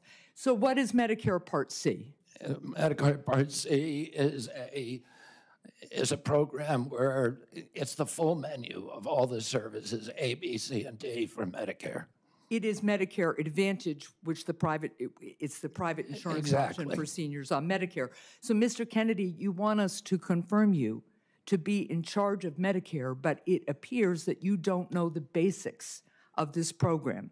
So let's turn to Medicaid. No, I had to correct you on several things. Oh, you let's just turn added to information, Medicaid. Yesterday, Senator. You didn't correct me. I didn't get it wrong. Mr. Kennedy, my time is limited, and I hope the chair will give me a this couple a of more question, minutes. Senator? Yes, Medicaid. All right, because you're let's giving me turn very to little Medicaid. time to answer one. Let's turn to Medicaid. Medicaid, you said yesterday to Senator Cassidy, Medicaid is fully paid for by the federal government, and it's not fee for service. That statement is false. Do you now understand that that statement is false, yes or no? That Medicaid is paid for by the federal government, I believe that. You said it is fully paid for. Medicaid, in fact, sir, is a federal-state partnership. The state has a partnership. Right, so you were wrong yesterday, so you're acknowledging that that statement was false, right? I misstated something. All right, good. So yesterday when you were questioned about Medicaid, you repeatedly dodged questions by saying you want to make it better. Republicans are circulating a proposal that would end Medicaid expansion in some states, including in New Hampshire. So I will submit this for the record, but it is important to me to understand whether you believe that taking Medicaid away from 60,000 people in New Hampshire would make Medicaid better. And would it make New Hampshire healthy again? I'll submit that for the record. Thank you, Mr. Chair. Senator Tuberville. Thank you. Thank you, Mr. Chairman. Thank you, Mr. Kennedy, for being here. Being a few months older than me, I'm going to be respectful to your elders. Not by much. Yeah, not by much, that's right. But thank you. Look at this room. We hadn't had a full room in here since I've been in here 4 years on any hearing. Thank you for bringing the light to what this is all about. It's about health in our country.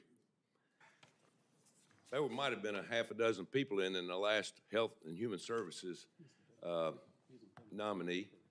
Nobody was interested. Lawyer who worked from home in California, didn't do a damn thing in terms of what we needed when COVID was full steam. So thank you. Thank you for getting our young people involved. My two boys, 28 and 30, a year or so ago, they were going to vote for you for President of the United States. You know why? Because you're trying to save their group of people from the chemicals and the things that we have in our food. They're fired up about it. And you brought light to that. And thank God you've done that. You brought importance to what we're doing. You know, I coached for 40 years. In the last 4 or 5 years I coached, I'd never seen like the run on drugs our young people are being given by doctors across this country. We have a attention deficit problem in this country. You know, attention deficit, when you and I were growing up, our parents didn't use a drug, they used a belt and whipped our butt, you know, and told us to sit down. Nowadays, we give them Adderall and Ritalin. It's like candy across college campuses and high school campuses. Mr. Kennedy, what are we going to do about that? Today, 15% of American kids are on Adderall. And there's clearly a major problem with overprescription, not just with our children, but with our entire population. We have 4.2% of the world's population, and we take 50% of the pharmaceutical drugs. And there's a recent study by Peter Ghosh, who is one of the founders of the Cochrane Collaboration, that showed that prescription drugs are now the third largest cause of death in our country after cardiac arrest and cancer. We're not getting healthier. Americans are getting less and less healthy. 70% of pharmaceutical profits globally come from our country, which has 4.2% of the world's population. We're the only country that allows full-scale pharmaceutical ads on TV. And we're all being told you can make yourself, you can eat anything you want, you can smoke anything you want, you can do anything you want, and there'll be a drug to fix you in the end. And it is not a good formula. And our kids are getting sicker and sicker. They're not getting better. Nobody here, all the people here who are defending this current system and defending these pharmaceutical industry profits, many of whom are taking huge amounts of money from the pharmaceutical industry, millions of dollars for many of these senators.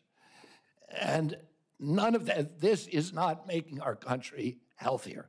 It's making us sicker. We need to get rid of these conflicts.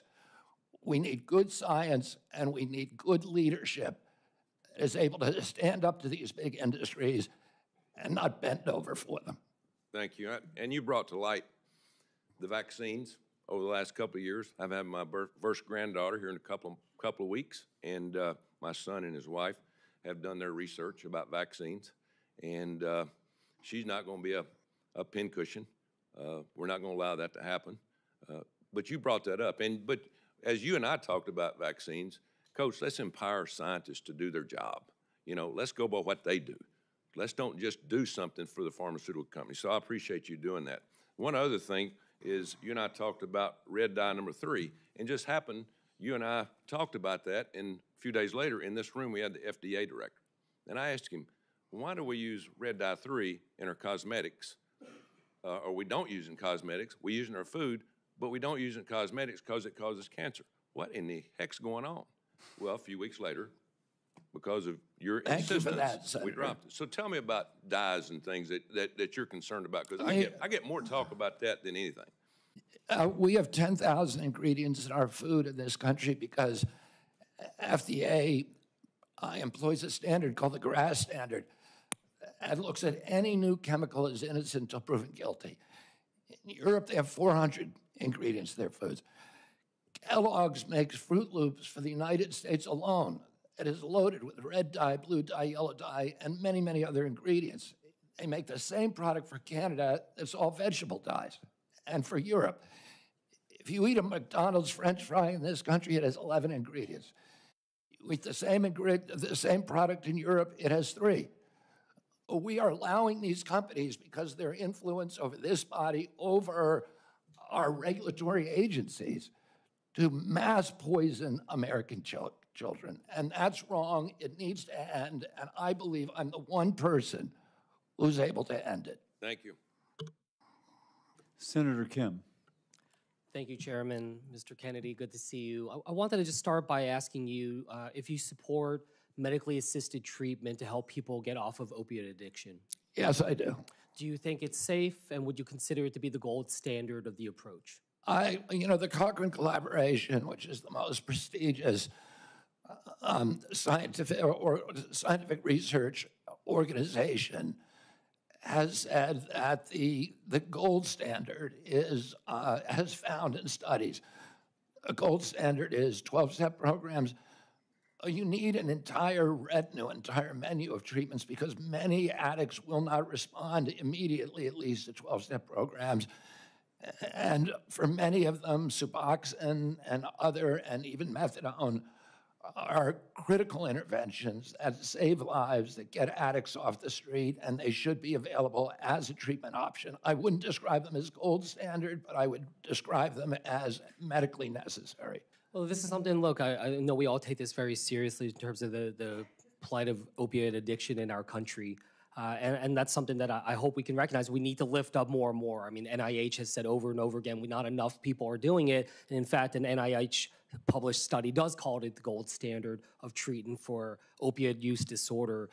You're on a mission against and fighting against chronic disease. You talk a lot about obesity. I wanted to get your thoughts if you support Wegovy, Ozempic, other similar types of GLP-1 drugs to fight obesity. The GLP-1 drugs, the GLP drugs, the class of drugs are miracle drugs.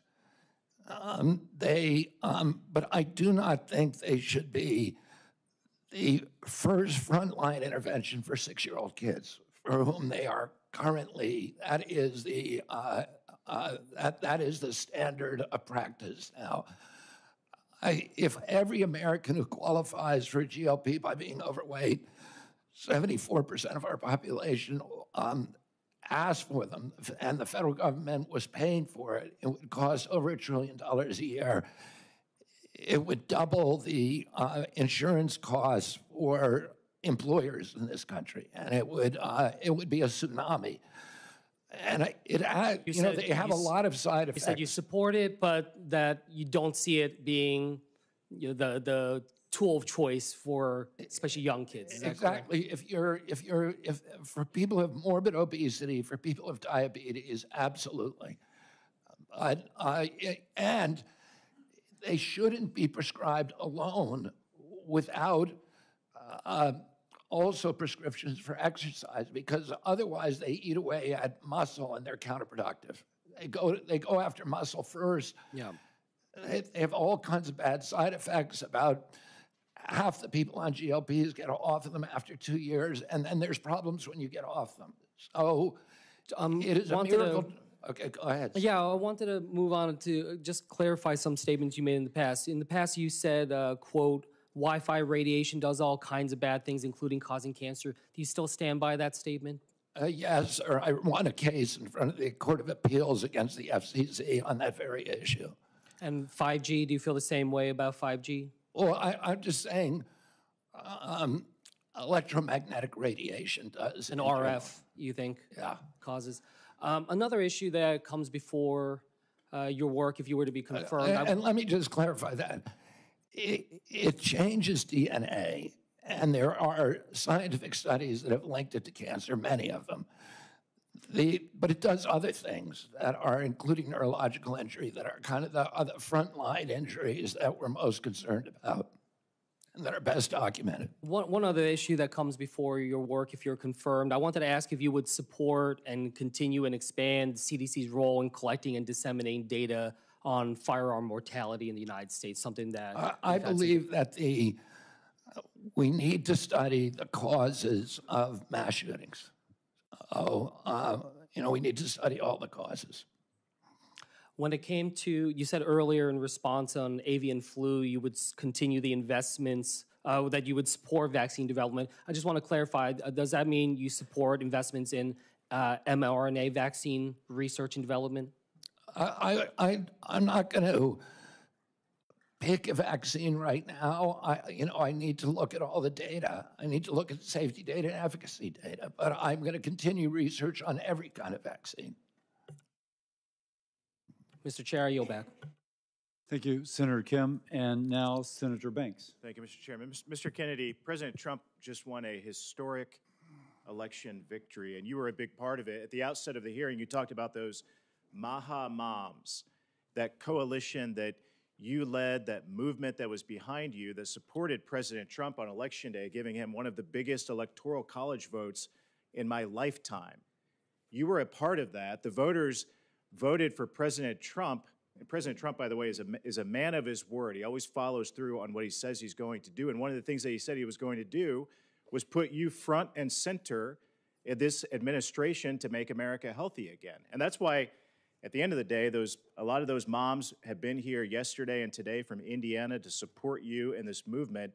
And that's why you have my full support. And anything other than voting for you to confirm you would be thumbing my nose at that movement, the millions of people in this country who want us to focus on making America healthy again. One of the things I've thought a lot about, I serve on the Armed Services Committee as well. I just left another hearing with the nominee to be our new Secretary of the Army, is the national security risk of an obese nation. 70% of our kids are not eligible today to serve in the United States military. And the Army 2 years ago was 25% off of its recruitment goals, and obesity among our kids is one of the reasons why. And I think you would agree, my first question for you, this epidemic in this country is as much of a public health risk as it is a national security risk. Would you agree with that? Absolutely, Senator. And like I said, well, I didn't say this. When my uncle was president, 3% of Americans were obese. And today, 74% are obese or overweight. In Japan, 3% are obese. So other nations, what we're seeing here is not happening elsewhere. And American kids did not suddenly get gluttonous and lazy. Something is poisoning them. And we need to figure that out. And then we need to end those exposures.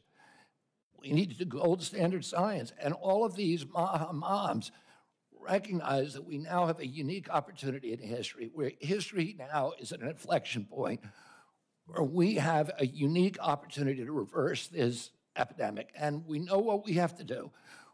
We have to study the additives. We have to end the conflicts of interest on the nutrition panels and on the drug panels that are loaded with people who have corrupt entanglements with the industries they're supposed to regulate, that have turned these agencies into sock puppets for the industries they're supposed to regulate. We need somebody who can come in, who can break that inertia. We are attracting the most talented group of people who work in NIH and CDC and FDA in modern history. And people who are not coming there for jobs, they're innovators, they're disruptors, they're entrepreneurs, and they're coming in not because they want position, but because they actually want to change things and give us gold standard science and make America healthy. And I know you agree that fitness is a part of that, a major part of that. Absolutely. My uncle started the Presidential Council on physical fitness. I won a contest when I was in school. I got an award for it, and it was a piece of pride for me. And for many people in my generation, I'm sure Coach, won his. I want to move on. I want to move on to another national security threat. The biggest existential threat to America is the Chinese Communist Party. And right now we're importing 1/3 of our medicines from China. And even more of our generic drugs come from China. It's a public health risk and a national security risk. What can you do as HHS Secretary to reduce our reliance on China and help our domestic manufacturers? This is a huge priority for President Trump. He sees this as perhaps our greatest national security vulnerability. And over the past few years, so much of our essential medicines, the production of them and the supply chains have been exported to China. And it's a crisis now in our country. If there is a pandemic, if there is a war, if there's any conflicts, China will now be able to ransom American health. And that is not a good situation. We need to bring that production home, and President Trump is committed to doing just that. Well, sir, I think you're going to have a tough job. You have my full support, but you've got lawmakers against you. You're going to have bureaucrats against you. You're going to be working with the limits of the administrative state at the department. But I'll have your back, and I want to work with you to get it done. Thank you, to Senator support Banks. this movement. Thank you. I yield back. Senator Blunt, Rochester. Thank you, Chairman Cassidy and Ranking Member Sanders. Mr. Kennedy, during our meeting, you shared your vision for the department, and we discussed priorities important to my home state of Delaware. But I must say, as a former cabinet secretary and a health official in my state, and listening to your answers today in this hearing, I am deeply concerned and shocked by your apparent lack of understanding of, frankly, some of the basic responsibilities of the department.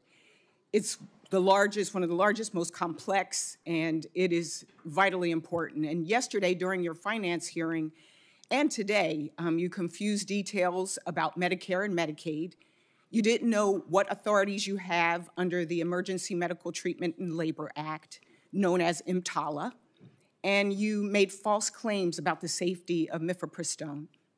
However, what concerns me the most as a mom and a first-time grandmother is your decades-long track record of promoting vaccine misinformation and profiting from it, despite the harms that it may cause to American children. And with that, I'll turn to my questions.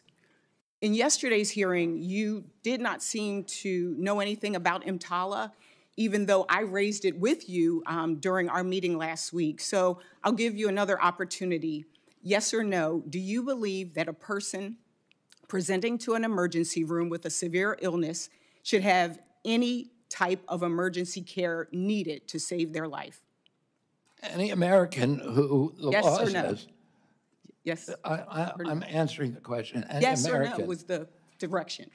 Under the law, every American who presents to an emergency room must be treated, and I can enforce that law, and I believe that's the right thing to do. Do you agree that a person who is experiencing severe pregnancy complications should be able to receive emergency care to save their life if that care is an abortion? My understanding of President Trump's policy is that I'm not asking you President Trump's policy. I'm asking you, what do you believe? Yeah, if it's necessary to save the life of the mother. Okay, so you of do course, believe, yes, they should. Do you commit to ensuring that pregnant women will have access to all necessary emergency care, including an abortion, if it is required to save their life or preserve if it's required their to save their life? And would you agree that the ability to provide quality emergency care for pregnant women is essential to preventing maternal mortality? Providing care for pregnant women, we should be providing care for pregnant women. President Trump wants to do that. Bottom line for me, women should not be forced to rely on emergency airlifts to other states for life-saving care. And to be blunt, in our meeting, your lack of understanding really, again, was very concerning. In a 2023 interview, you described yourself saying, "I'm a Kennedy Democrat. I believe in labor unions. I believe in a strong, robust middle class. I believe in racial justice." And just yesterday and today, during this hearing and the hearing yesterday, you said we need to respect diversity. Mr. Kennedy, the Trump administration recently issued an executive order that directs the federal government to eliminate grants, contracts, policies, programs, and activities that include diversity, equity, inclusion, and accessibility. This executive order has already caused widespread confusion, fear, and uncertainty for healthcare providers, researchers, public health professionals, and service providers across the country. You said in our meeting that you understand that health disparities exist. So yes or no, do you, in your view, do the following programs count as health DEI programs? Programs that target Black women to address the maternal mortality crisis? Senator, there are 7. Yes or no? I'm not going to answer that yes or no. If you want an answer, I'm happy to give it to you, but it's not a yes or no. I just want a yes or no. It's not susceptible to yes or no answer. Oh, if you want to hear an answer, Senator. Let me shift this, because I only have 36. If you want to hear an I've answer, got Senator, 36. I'm very happy to I've give got you now one. 33 seconds. And there are people out here who want to understand that if they are at a pride parade and they're a healthcare provider, can they give out a brochure? If you they want wanna people to know understand, if let me they are answer the trying to have a question. program in a black church that is on Martin Luther King Day, will they be able to have that program? Will it be funded? Will they get in trouble? Will they be fired? That's the cause and concern. We all know that it is important that we have a healthy country. But You want me as to you answer the said, question, health Senator? I think I got my answer. Okay. Thank you, and I yield back. I will Thank allow the witness to answer. There are 7 departments at NIH that protect minority health and that seek to eliminate the shocking and unacceptable disparities in minority health. I believe in helping all people who are vulnerable. The DEI programs that President Trump eliminated have spent $63 million with no discernible positive impact on human health in this country. There's institutions already that existed before President Biden, whose job it is to do just that. Will you cut those programs that you just referenced? That decision is up to Congress, not to the HHS Secretary. Thank you. I yield back. For the record, treating a miscarriage or ectopic pregnancy is not an abortion. It's just false. And so I would ask that not be, since I'm not into misinformation, I would ask that misinformation not continually be repeated. Senator Husted.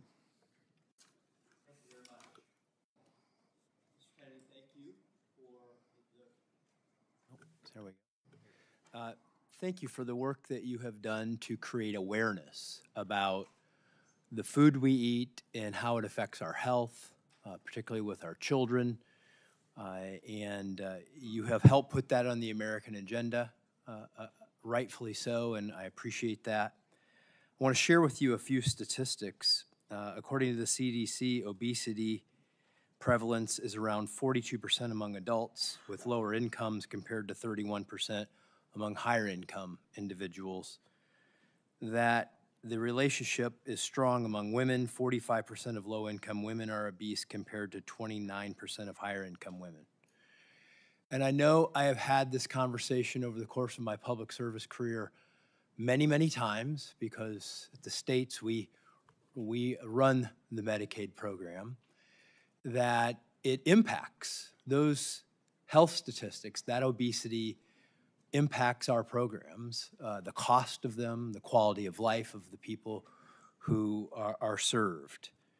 And I also get this question about why in the world does the federal government continue to subsidize programs that lead to unhealthy foods, and why do we operate programs in the way that we do, like with SNAP, that pays for foods that we know are causing people to be unhealthy? And I know you don't have the sole authority in this matter. The Department of Agriculture and the Congress is certainly it has an impact on that. But could you just shed some light on how you see your role in trying to impact that? Because we see that these policies are disproportionately affecting poor people, and the inability to change them and make America healthy again is having a disproportionate effect not only on them, but the cost of all of these programs we're trying to maintain. Thank you for the question, Senator. The NIH has been diverted into away from studying the etiology of chronic disease. So there's almost nothing at NIH, very, very little, a low percentage of its budget, a $42 billion budget that is devoted to finding out why we're having this obesity epidemic. We know it's an environmental toxin. Epidemics are not caused by genes. That genes may provide a vulnerability. You need an environmental toxin. Why aren't we devoting science to finding out what those toxins are and then eliminating them? And, you know, the focus is on infectious disease, and we almost altogether ignore chronic disease, which causes 92% of the deaths in this country.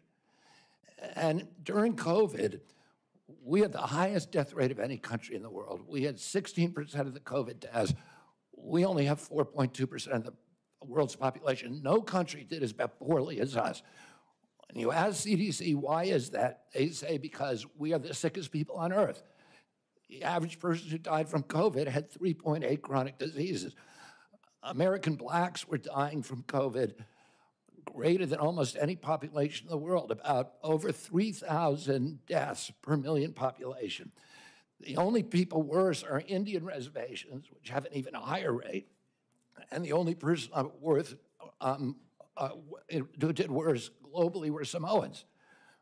We had the American blacks were disproportionately impacted because they disproportionately have diabetes, obesity, cardiac illnesses, and other chronic disease. We need to start studying those, and we need to get rid of the conflicts in the agency that obstructs those studies, and that that are focused on advancing the mercantile interests of the food industry and the pharmaceutical industry rather than the health of the American people.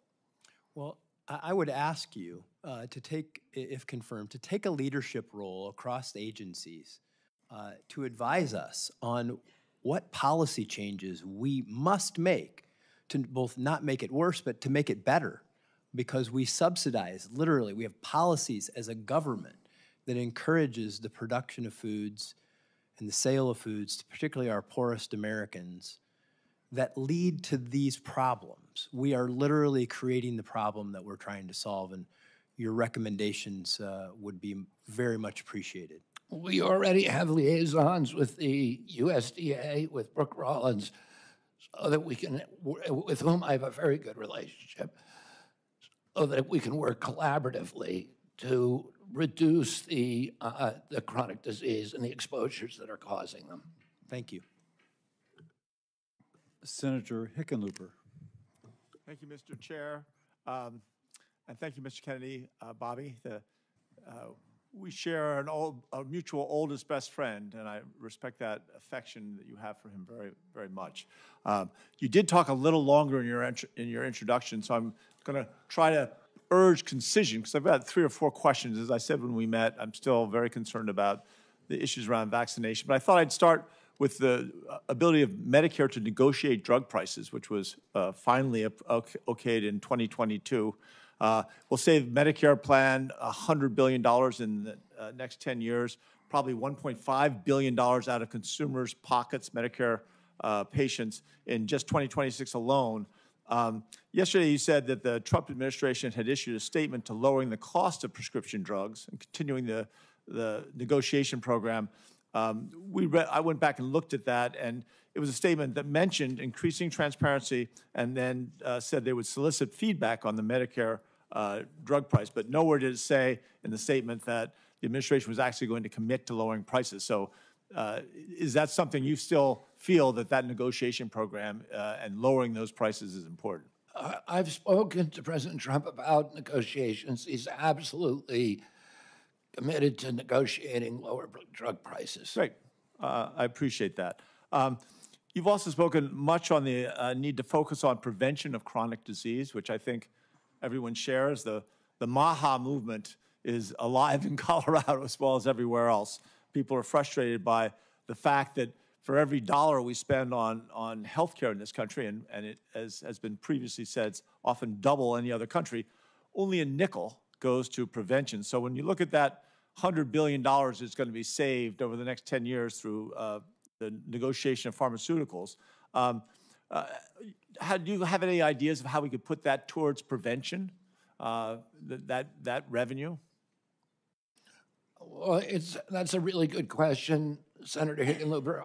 I mean, there's 2 things. There's 2 I'm going to give you 40 seconds because I've got 2 more questions. I mean, we can do Medicaid, Medicare, and Obamacare should be we should be moving to value-based care, which includes prevention. And then the other arm is at NIH, CDC, and FDA, which should identify the toxins that are contributing to chronic disease and eliminating them.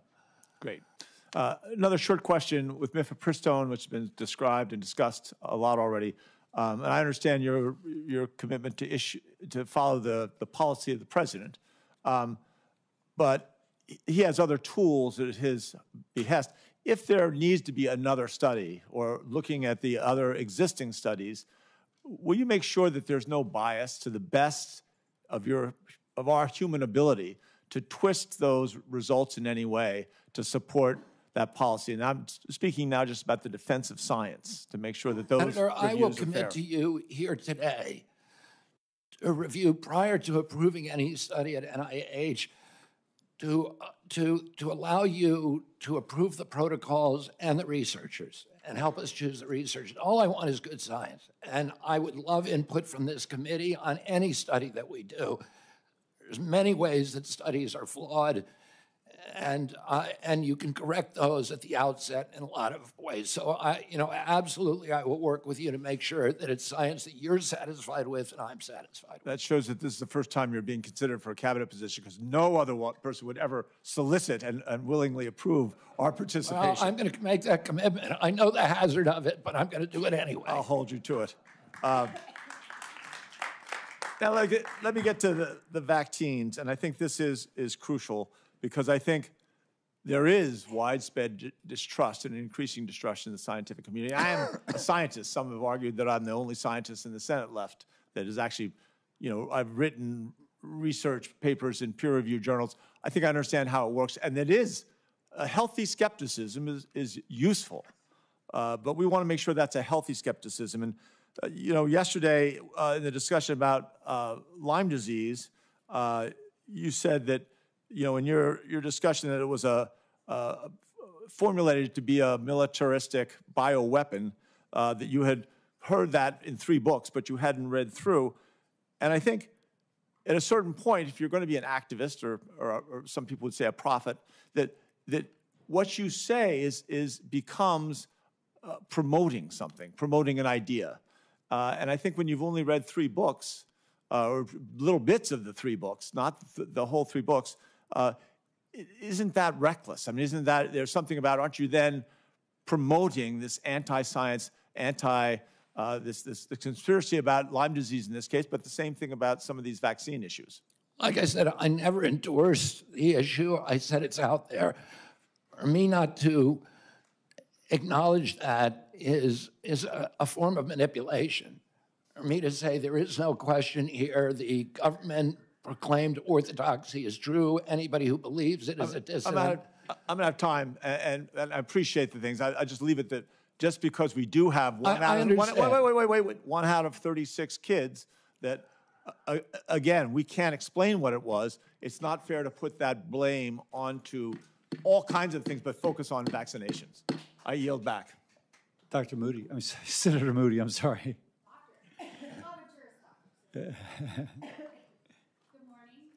Joining us, and thank you for sitting down with me and spending so much time with me in my office. It has been an overwhelming week. I am the junior-most senator on this committee, and certainly you treated me no differently than the chairman, and I'm grateful to you for that. One of the topics we spent a long time talking about was your assurance and knowledge and understanding that it was the states that, in fact, gave limited power to the federal government and not the other way around, and your assurance that you will not use your agency or any organization that falls under your leadership to interfere with the state's ability to set policy or any autonomy of the state to enact or enforce laws that protect the lives of the unborn. I think that that is a concern of many. It was certainly one of mine, and you allayed those concerns, and I appreciated you spending so much time with your assurances. I want to turn to some of the discussions regarding many which would say the government and health professionals did great harm to science and medicine in the wake of COVID-19. America, I believe, is at a crossroads where unfortunately things that used to not be particularly political, like science and medicine, are now politicized to the point where reality is distorted. What you believe has little to do with truth or facts and everything to do with your party. My hope is that you, Mr. Kennedy, and President Trump's other appointees will break this cycle that is threatening America and destroying its promise. Certainly, while I was the Attorney General of Florida, I had the responsibility in numerous areas to seek the truth and bring justice.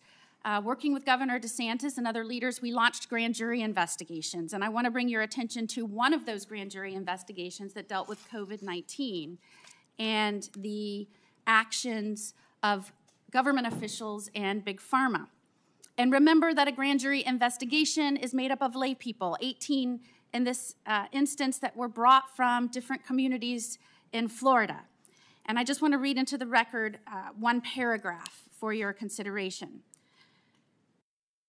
Much of the goodwill by the COVID-19 vaccines was squandered in the following years as sponsors and federal regulators collaborated to push out booster after booster based on shallow, inaccurate safety and efficacy data, sidelining their own ombudsman to get doses of these vaccines into the arms of every American, regardless of their underlying risk from the SARS-CoV-2 virus.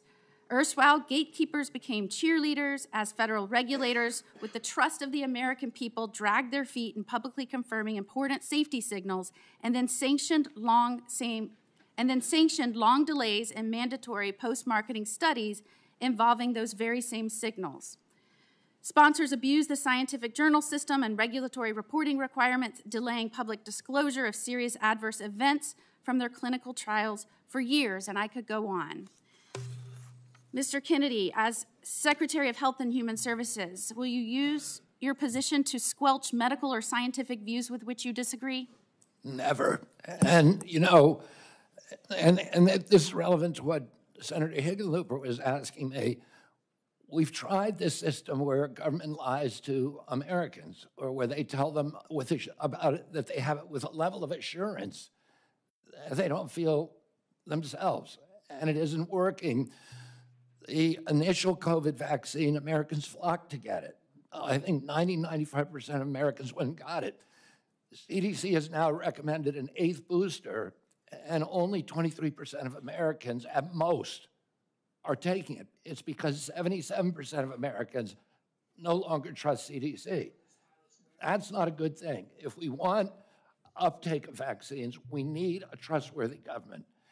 In other nations where they don't have mandates, like Japan and a few years ago in Germany, they had the same uptake as we did, without any mandates, because people trust their government. That's what I want to restore to the American people and the vaccine program. I want people to know if the government says something, it's true. It's not manipulative. And it's not a noble truth, which is what a certain doctor called his lies. Certainly, I don't have a lot of time, but I would like to bring your attention to another grand jury investigation that we did in Florida, and I would ask Mr. Chairman to enter into the hearing record 2 grand jury reports related to human trafficking and COVID-19.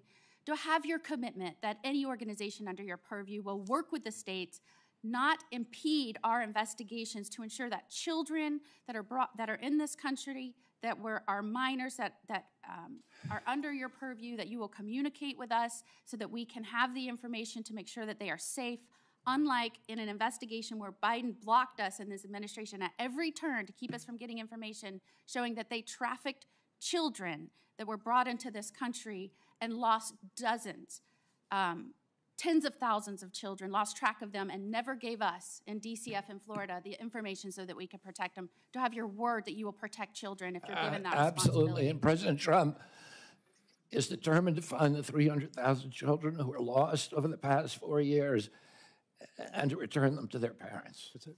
Thank you. Without objection, it can be entered into the record. Senator Markey.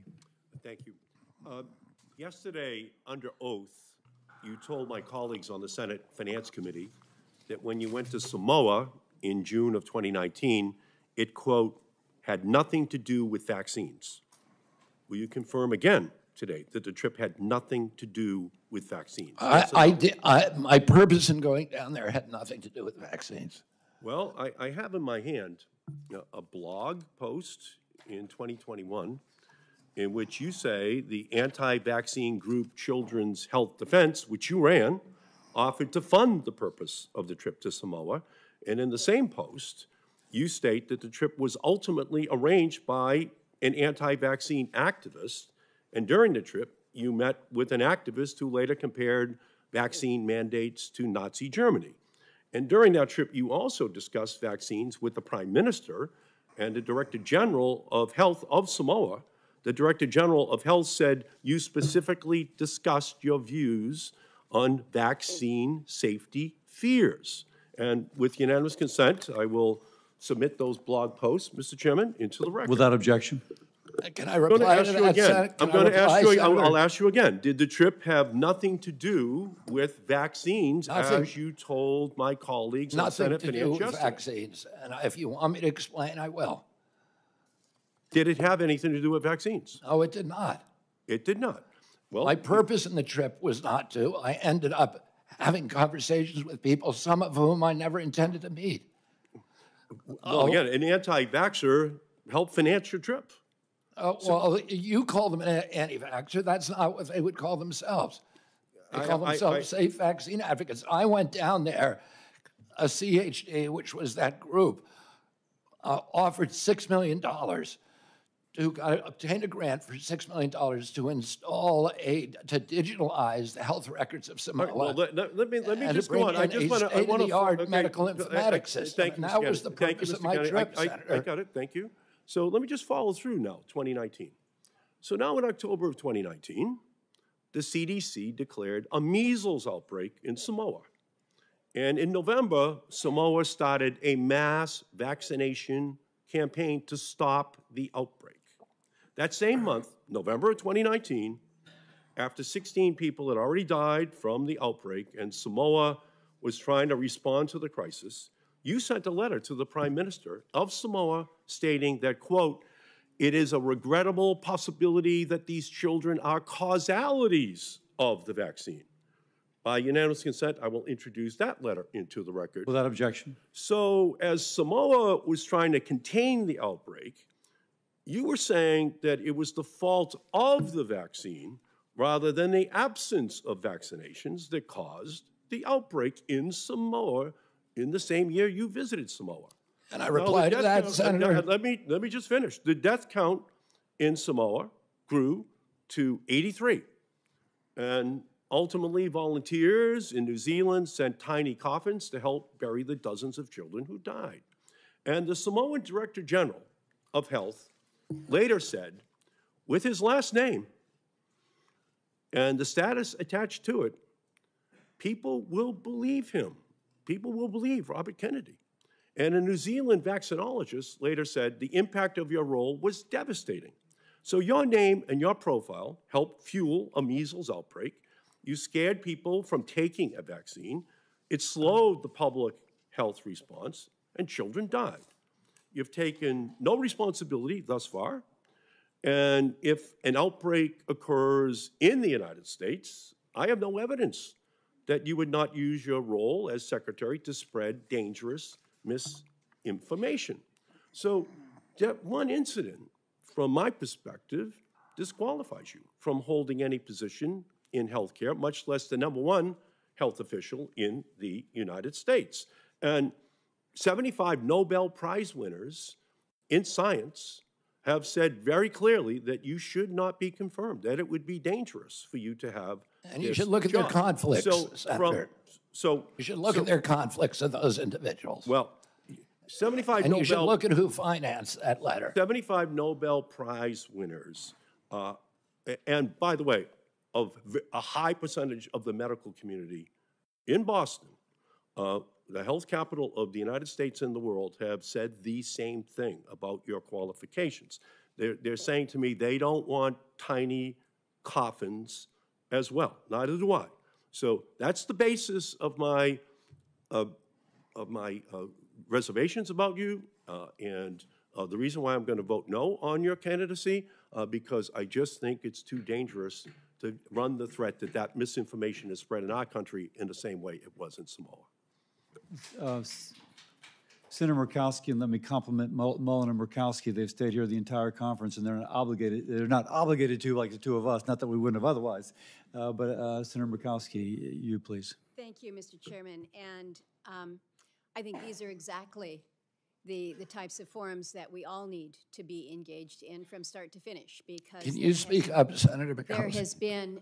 There's been considerable discussion here about many issues, certainly a lot about vaccines. I care deeply about making sure that our vaccines are safe, the efficacy of them, the availability of them, how we disseminate them is particularly important in a very, very rural state like mine. You have experience there, you understand that. I am particularly attracted by the focus on chronic diseases. We know that if we can do a better job with chronic diseases, maybe some of the other things that we are susceptible to in the infectious diseases area, we're able to perhaps pull back a little bit on that. But our reality is, in order to make this country healthy again, it is a focus on everything. It is the prevention. It is the necessity of coming up with these life-saving vaccines that are going to be so critically important. It is personal care. It is food. It is exercise. It is all of the above. And we got to figure it out together. We do need to shake some things up, but we also need to give a level of confidence. And this is what I'm hearing from so many of my colleagues who have raised the issue of vaccines. We have made some considerable gains in my state of Alaska with vaccinating the many people in very rural areas where one disease outbreak can wipe out an entire village. We saw this in 1918 with the Spanish flu, and that's why everyone was rattled to the core. Villages were shut down entirely during COVID because of the fear of transmission. And so they're looking for these life-saving ways and means. And so when there is a lack of confidence, when there is a doubt, it's like, well, what do I do?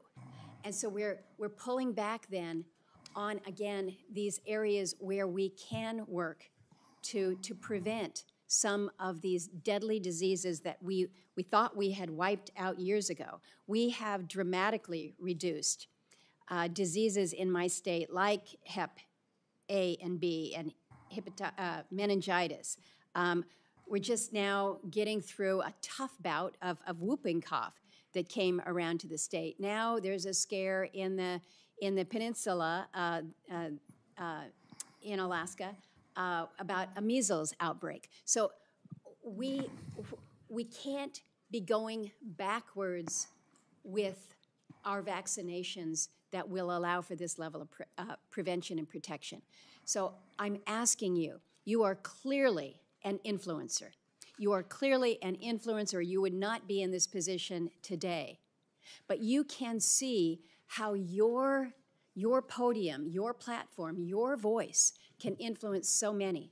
So I am asking you on the issue of vaccines specifically to please convey with a level of authority and science, but also with a level of conviction and free of conflict and free of political bias, that these are measures that we should be proud of as a country. Proud of as a country. Look to what President Trump was able to do with the COVID vaccine. It was extraordinary, and it did save lives. I need time for a question, so I'm asking you to focus on how you can use your position to provide for greater levels of confidence to the public when it comes to these life-saving areas. So I'm going to pivot to a question that you can answer. This relates... I can answer that one, too. No, I know, but I have 43 seconds, and no one has talked about our Native populations. When you look at our health statistics, whether it's Alaska Natives or whether it is American Indians, our health statistics in this country, you know very well, because we talked about them, are not where they need to be.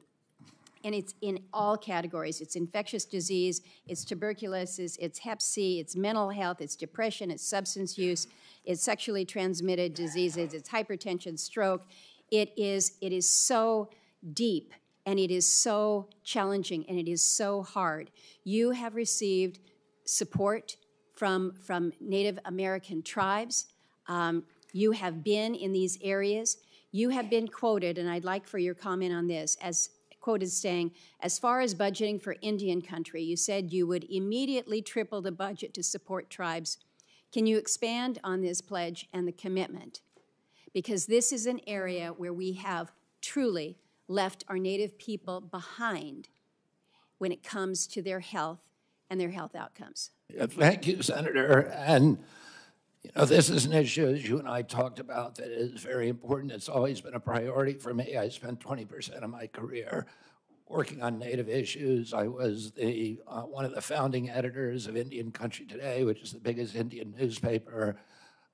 My father and uncle, Ted Kennedy, my father, were deeply, deeply critical of the functioning of the Indian Health Service back in 1968 to 1980, and nothing's changed. Nothing's gotten better. I'm going to bring in a Native at the Assistant Secretary level. I'd like to get him actually designated as a Assistant Secretary for the first time in American history. Make sure that all of the decisions that we make in our agency are conscious of their impacts on the First Nations. I've spent a lot of time in your state. It's my favorite place to go. I've been up with the Gwich'in, representing the Gwich'in people up in Arctic Village, and been all over the state in the remote areas. I understand in Alaska the unique needs of Alaska because of remote health care, because some of these areas are not even accessible except for airplane. That they don't have ambulance services, that the federal government needs to pay attention to financing transportation, the unusual ways that are required there, and that we really need to focus on telemedicine and AI. Make sure that even in remote places in Alaska, that Native people can get high-quality health care, and we can do that today. And I look forward to working with you on those issues and others. Thank you, Mr. Chairman. Senator Murkowski sets the record for going over. Senator also Brooks. Sorry. Good morning. Thank you, Mr. Chair. Mr. Kennedy, I was struck by your comments during our meeting last week. What? I was struck by your comments in our meeting last week where you made it abundantly clear to me that you intended to clean house of the professional scientists at the National Institutes of Health, which you know is headquartered in the state of Maryland and employs thousands of hardworking Marylanders. I, for the record, believe in scientists, and I believe in doctors, and I trust them over politicians without medical degrees. You talked about bad science and bad scientists, and in fact, you specifically said to me in response to my question that you intend to replace the bad scientist with the good scientist. And so I want to ask you, in your opinion, what makes a scientist or a doctor qualified to serve at the National Institutes of Health? A scientist who's devoted to empirical methodology, to evidence-based science, scientists who understand the importance of replication, the importance of publishing raw data and being open and transparent about it, the importance of publishing peer review. We have, NIH has overseen over the past several years the decline, the precipitous decline in American health.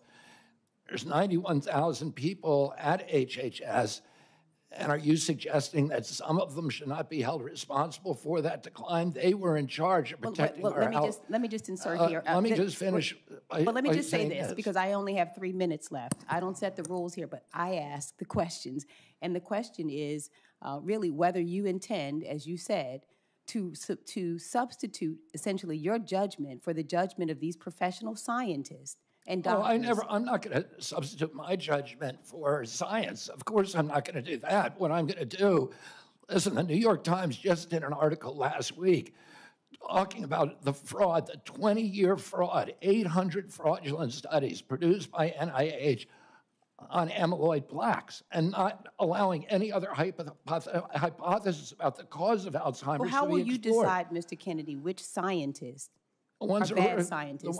Are they the ones who disagree with you? The ones who are corrupt, the ones who have been doing science like the amyloid plaque studies that were fraudulent. Well, these doctors, let me ask you a question. Do you have a medical degree? Do I know? Okay, let me go to the next question. The Heritage Fund has compiled a watch list of federal employees to go after federal staff. Is there a watch list for federal staff at HHS? Not that I know of. Have you or has anyone in the administration developed a list of career scientists or federal staff that you would target for termination? Not that I know of. And let me just ask you another question. Now, your failed presidential campaign has been raising money to try and cover your debts. And you were questioned about this yesterday and failed to answer a question that Senator Warren asked you. And so I want to ask you again regarding these emails that you have sent to raise money. How much has your presidential campaign made fundraising off of this administration's complete disregard for the workforce at HHS? Excuse me? I didn't hear the question. The last part. How much money has your presidential campaign made off of fundraising, off of this administration's complete disregard for the workforce at HHS? Zero. Okay, Mr. Chair, I'd like to ask unanimous consent to enter into the record 2 emails from this week and the week before regarding fundraising that you are currently doing through your presidential campaign. Without objection. And finally, I want to ask you, I have you said you were on a show on February 26, 2021, an interview with Dr. Judy Mikovits, where you said the following, and I quote, "We should not be giving Black people the same vaccine schedule that's given to whites because their immune system is better than ours." Can you please explain what you meant? There's a series of studies, I think most of them by Poland, that show that to particular antigens that Blacks have a much stronger reaction. There's differences in reaction to different products by different races. So I have 17 seconds left. Let me just ask you then. So what different vaccine schedule would you say I should have received? What different vaccine schedule should I have received? I mean, the Poland article suggests that Blacks need fewer antigens. This is so dangerous. So you get the same measles vaccine. Mr. Kennedy, with all due respect, that is so dangerous. Your voice would be a voice that parents would listen to. That is so dangerous. I will be voting against your nomination because your views are dangerous to our state and to our country. I mean, do you think science is dangerous, Senator? This is published, peer-reviewed studies. I yield. Senator Collins, who would have been here the whole time, but she was in an Intel committee. So, Senator Collins. Thank you, Mr. Chairman. Mr. Kennedy, welcome, first of all. I agree with you that there needs to be more focus on chronic diseases like diabetes, like Alzheimer's. But it concerns me when I read a quote from you that says, "I'm going to say to NIH scientists, God bless you all, thank you for your public service.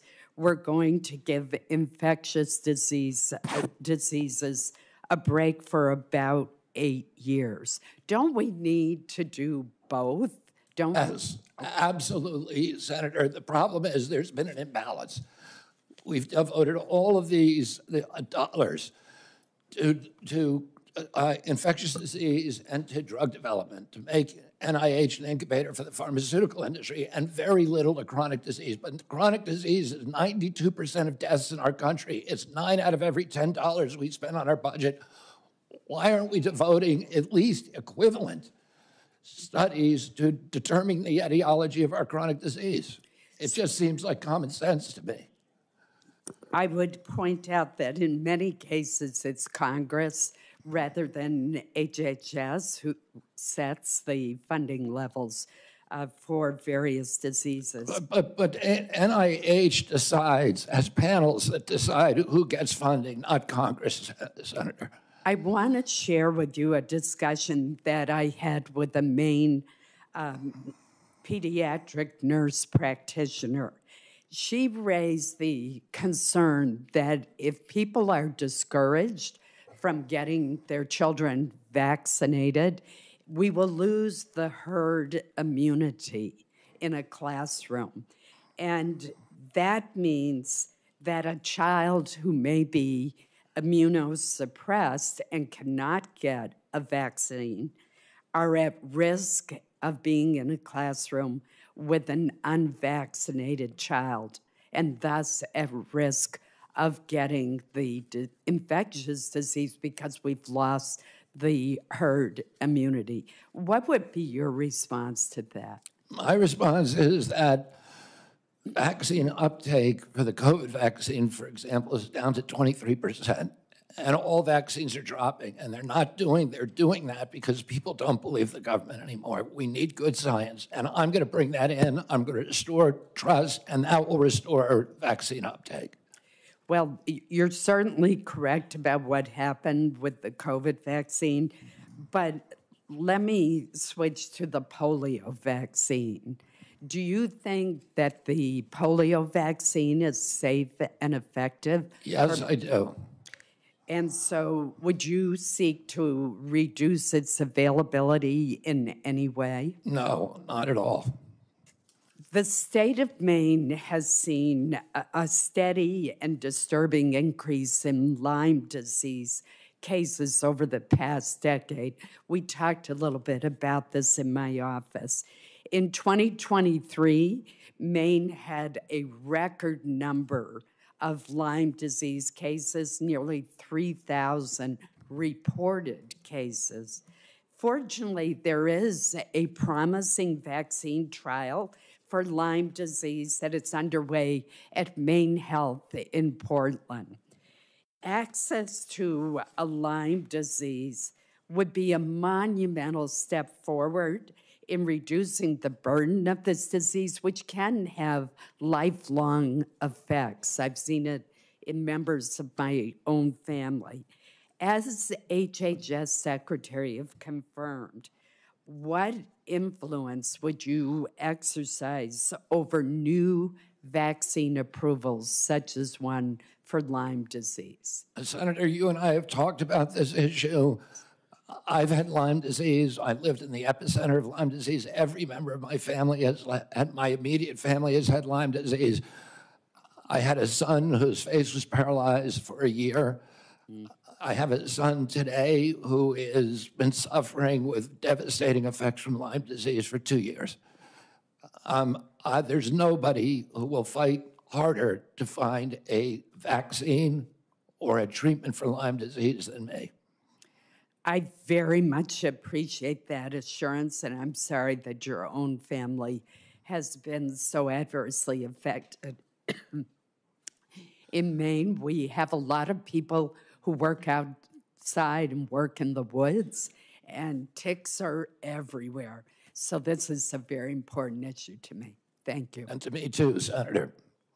We're almost to the end. Let me acknowledge Senator Moody has also been here the whole time. And so thank you, Senator Moody. Yeah, well, just incredible diligence. Thank you. Both Senator Sanders and I will have a couple questions, and then we'll each have a closing statement, and then your long national nightmare will be over. So anyway, first, a couple more of commit-type questions. If you are confirmed, do you commit that you will not work to impound, divert, or otherwise reduce any funding appropriated by Congress for the purpose of vaccination programs? Yes. And do you commit that you will not impose new grant conditions outside of congressional direction for state, local, or global entities that in any way limits, restricts, or rescinds access to vaccines or vaccine promotion programs? Yes. And then this is the nice thing about listening to all of this. Let me ask this. I've been impressed. One, you've handled yourself very well. I've been impressed that on many things you are familiar with recent medical data. But on other things, you haven't been. So let me bring up two things which are very pertinent now. While sitting here, I went up to look at the medical literature on these issues. And here's a title, Why Parents Say No to Having Their Children Vaccinated Against Measles, a systemic review of the social determinants of parental perceptions on MMR vaccine hesitancy. And they found that fear of autism is a major driver for vaccine hesitancy among those with a college education or higher, influenced by internet social media narratives over physician-based vaccine information. I'll go back to something I said earlier. You got to follow it, man. There's a lot of people that look to you for, do I get vaccinated or not? People that I kind of know. But here it says it's not just my anecdote, it's actually out there. But when I raised, and you said, well, if I show you the data, you'll change your, because I asked, will you unequivocally, without qualification, say that measles vaccine does not cause autism? And you said, if I show you the data. I will publicly apologize. So here's a and say that I was wrong. Here's a meta-analysis from 2014, and you quoted Cochrane on several occasions, which for the people watching is a meta-analysis. A meta meaning they look at everything and then they come to a conclusion based upon as much facts as they can get. And here is such a study, and the title tells it all. Vaccines are not associated with autism, an evidence-based meta-analysis of case control and cohort studies, and they ended up looking at 5 cohort studies with roughly 1.2 million children. Now, this is from 2014, and it has a whole bunch of articles it references. And then I got a text from a former employee of the NIH, I emphasize the former, who says that in early in the President Trump's term, you and colleagues sent 90 papers for review by people at NIH. They felt like the NIH folks felt that without exception, they were severely lacking methodologically, and/or found that they indeed showed the safety of these vaccines. We tried to engage Mr. Kennedy, but his colleagues refused to acknowledge the expertise of dozens of NIH scientists we made about those papers. Now, you're a smart guy. You're reading the medical literature, and you're coming up with the recent medical literature on certain issues. But here is both older article, summarizing lots of older articles that have come out since the original refuted Wakefield article in The Lancet regarding measles and autism. And here is somebody who, you know, it's he said, but somebody who said that previously you've had this presented to you. So, back to me. I'm a doc, trying to understand. Convince me that you will become the public health advocate, but not just churn old information so that there's never a conclusion, as Senator Hassan suggested, but that will become the influencer for people to believe, no, there's 1.25 million kids studied and there's no autism associated with measles. You tell me, you see what my question is in there. Senator, I'm going to be an advocate for strong science. You show me those scientific studies, and you and I can meet about it. And there are other studies as well, and I'd love to show those to you. There's a study that came out last week of 47,000 9-year-olds in the Medicaid system in Florida. I think a Louisiana scientist called Mawson that shows the opposite. So there are other studies out there. I just want to follow the science. And I will do, if the science says that I am wrong about what I've said in the past, as I said, I will publicly apologize. There's many times I've been wrong about science. If you look at my Instagram account, when I'm wrong, I apologize for it. And I say I was wrong. I don't have any problem. Science is a process of challenging hypotheses with new evidence. And scientists have to be able to admit when they're wrong. Epidemiological studies, the Institute of Medicine has said repeatedly in 2013, 2017, when they investigated this, has asked CDC to do certain studies, animal studies, bench studies, observational studies, studies of the vaccine safety data link. CDC has not done that. Oh, I want them to do that, and I want the best science. I can guarantee you, on my word of honor, that if you show me science that says that I'm wrong, I'm going to say I was wrong. I don't have any problem. There's nothing that would make me happier. We need to be able to look at the science and get IOM involved, the National Academy of Sciences. They're the ultimate arbiter of safety. What was that? And you know, one of the things we need to do, I think, is a subject that we haven't talked about here. Why don't we know what's causing this epidemic? Why hasn't the CDC been looking at other hypotheses to determine the etiology of why we've had this dramatic 1,000% increase in this disease that is destroying our kids? Is probably the biggest issue. Why don't we know the answer after 30 years of steady rises in autism rates? Why don't we know the answer to that? We should know the answer.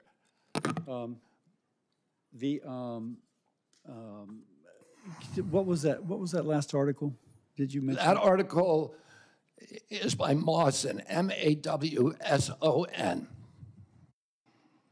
And it's regarding measles and what? No, it looks at the entire schedule and it says it's a study of 9-year-old boys, 47,000 9-year-old boys from the Florida healthcare data. Okay, let me, Senator Sanders. Thank you. And I find myself in the unusual and uncomfortable position of having to agree with Senator Cassidy's line of questioning. Mr. Kennedy, in an interview in July 2023, you stated, quote, "I do believe autism does come from vaccines." And you have, the end of quote, and you have praised a gentleman named Andrew Wakefield for his research. What studies, you talk about the need to be science-based, to get our information, good information to make decisions.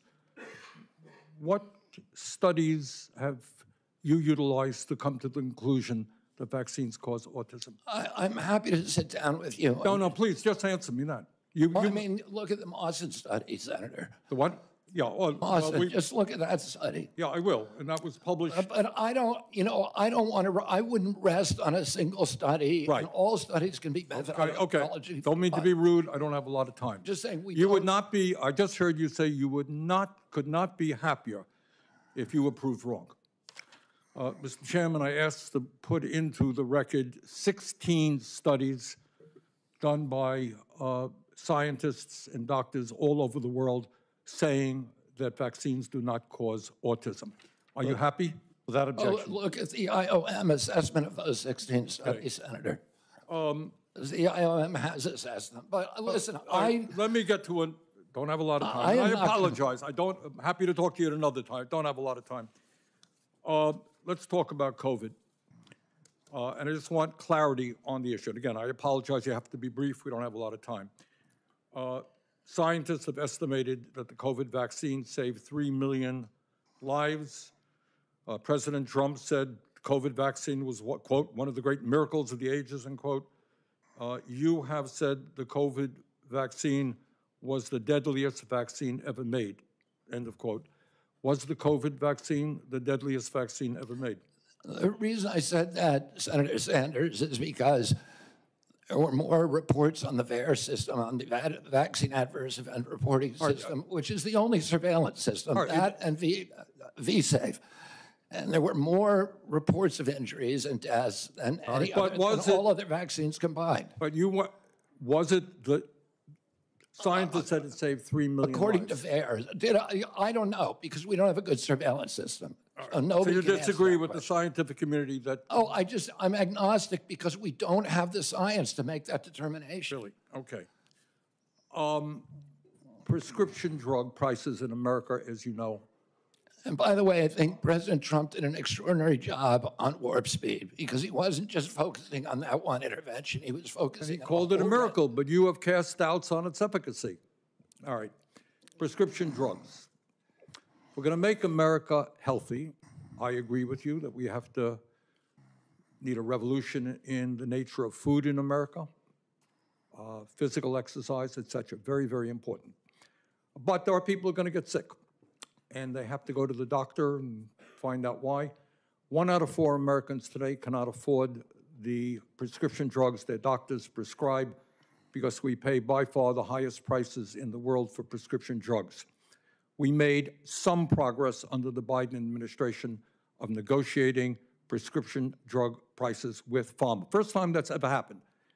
Now, yesterday you told me that the White House was going to issue something affirming their support for continuing those Medicare negotiations. Turned out not to be quite accurate. They came up with some bland statement, could have been written by Farmer.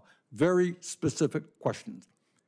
Do you believe and will you insist that Medicare continue to negotiate prices with the pharmaceutical industry so we can substantially lower prescription drug costs in America? President Trump has made it very clear to me that he wants to negotiate prices. Negotiate is a big word, Bobby. It's a big word. It's the word you just used, Senator. Yeah, but no, I use defend a particular law. Will you defend the law in the Inflation Reduction Act, which already is negotiating prescription drug prices? President Trump wants us to negotiate drug price. He wants to lower drug prices. So you're not telling me that you will defend the law that we passed, which has already had significant success? Well, the Congress, look, I'm going to comply with the law, Senator. Congress passed the law. I'm swearing an oath to the Constitution. I'm going to comply with the laws. You're going to have a significant influence on health care policy if you are. And I'm going to comply with the laws.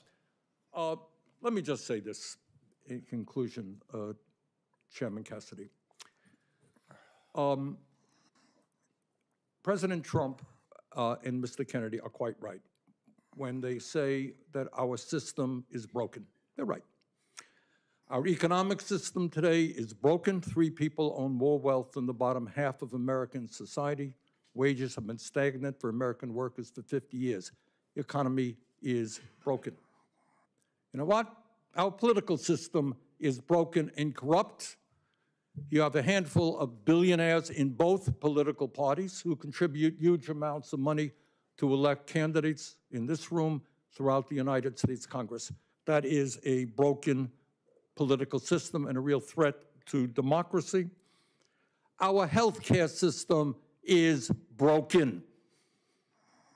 And it's broken for some of the reasons that Mr. Kennedy indicated. We have not paid attention to the fact that we have massive amounts of chronic disease. We have not answered the question why in the richest country in the history of the world, our life expectancy is lower than it is in countries far poorer than we are. So I think in many ways, President Trump and Mr. Kennedy have asked some of the right questions. Problem is their answers will only make a bad situation worse. So let me ask Mr. Kennedy again. If we want to make America healthy, will you assure the American people that you will fight to do what every other major country on earth does, guarantee health care to every single American? I'm going to make America healthier than other countries in the world right now. Will you guarantee, do what every other major country does? It's a simple question. And by the way, Bernie, the problem of corruption is not just in the federal agencies, it's in Congress too. Almost all the members of this panel are accepting, including yourself, are accepting millions of dollars from the pharmaceutical industry. Oh, no, and protecting their interests. Oh, I thought that would come. No. I ran for president like you. I got millions and millions of contributions. They did not come from the executives, not one nickel of PAC money from the pharmaceutical industry. They came from workers.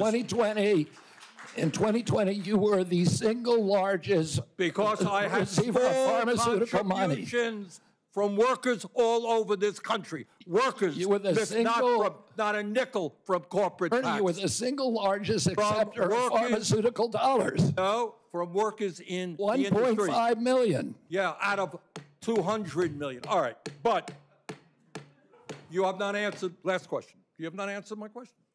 Mr. Chairman, we're 3 minutes. Ask you a question. How do we make America healthy if you don't guarantee health care to all Chairman, we're literally people? 3 minutes over here now. Well, so are other how long people. does it keep going? At some time, you're just battering the witness, Bernie. Not battering the witnesses. I'm Yes, trying you to get are. an answer. And you're getting upset at him. You're going at him just like anybody else would. We'll come to order. Bernie's going over.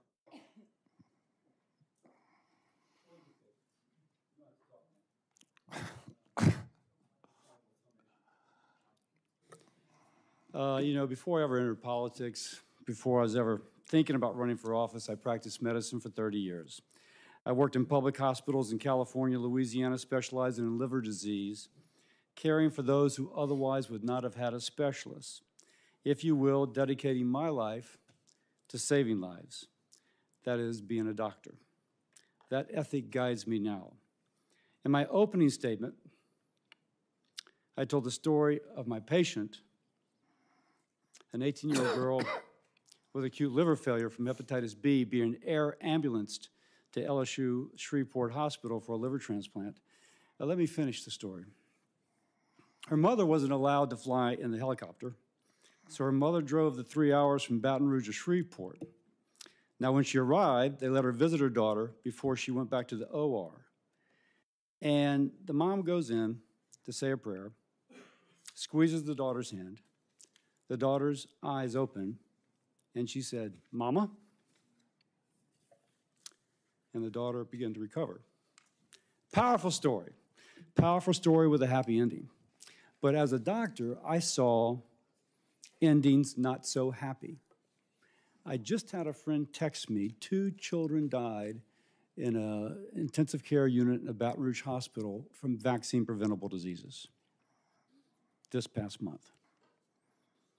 So my concern is that if there's any false note, any undermining of a mama's trust in vaccines, another person will die from a vaccine-preventable disease.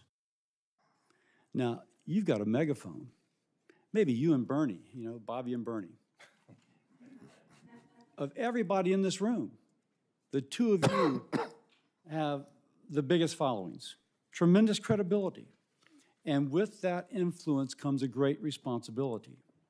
Now, my responsibility is to learn, try and determine if you can be trusted to support the best public health.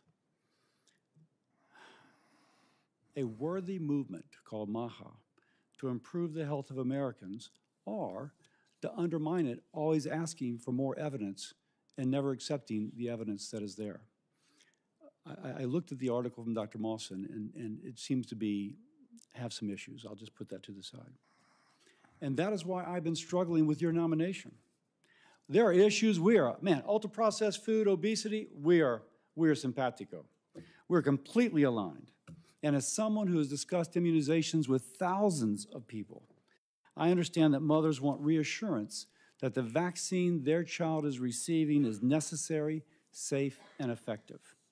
We agree on that point, the 2 of us, but we've approached it differently. And I think I can say that I've approached it using the preponderance of evidence to reassure, and you've approached using selected evidence to cast doubt. Now, put differently, we're about the same age. Does a 70-year-old man, 71-year-old man who has spent decades criticizing vaccines and who's financially vested in finding fault with vaccines, can he change his attitudes and approach now that he'll have the most important position influencing vaccine policy in the United States?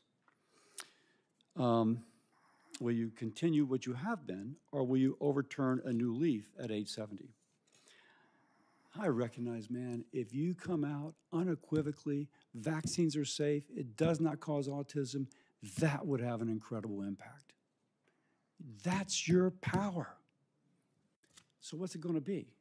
Will it be using the credibility to support lots of articles, or will it be using credibility to undermine? And I got to figure that out for my vote. You have the power to help rebuild, to help public health institutions re-earn the trust of the American people. Now, let's be political. I'm a Republican. I represent the amazing state of Louisiana. And as a patriotic American, I want President Trump's policies to succeed in making America and Americans more secure, more prosperous, healthier. But if there's someone that is not vaccinated because of policies or attitudes you bring to the department, and there's another 18-year-old who dies of a vaccine-preventable disease, helicoptered away, God forbid dies, it'll be blown up in the press.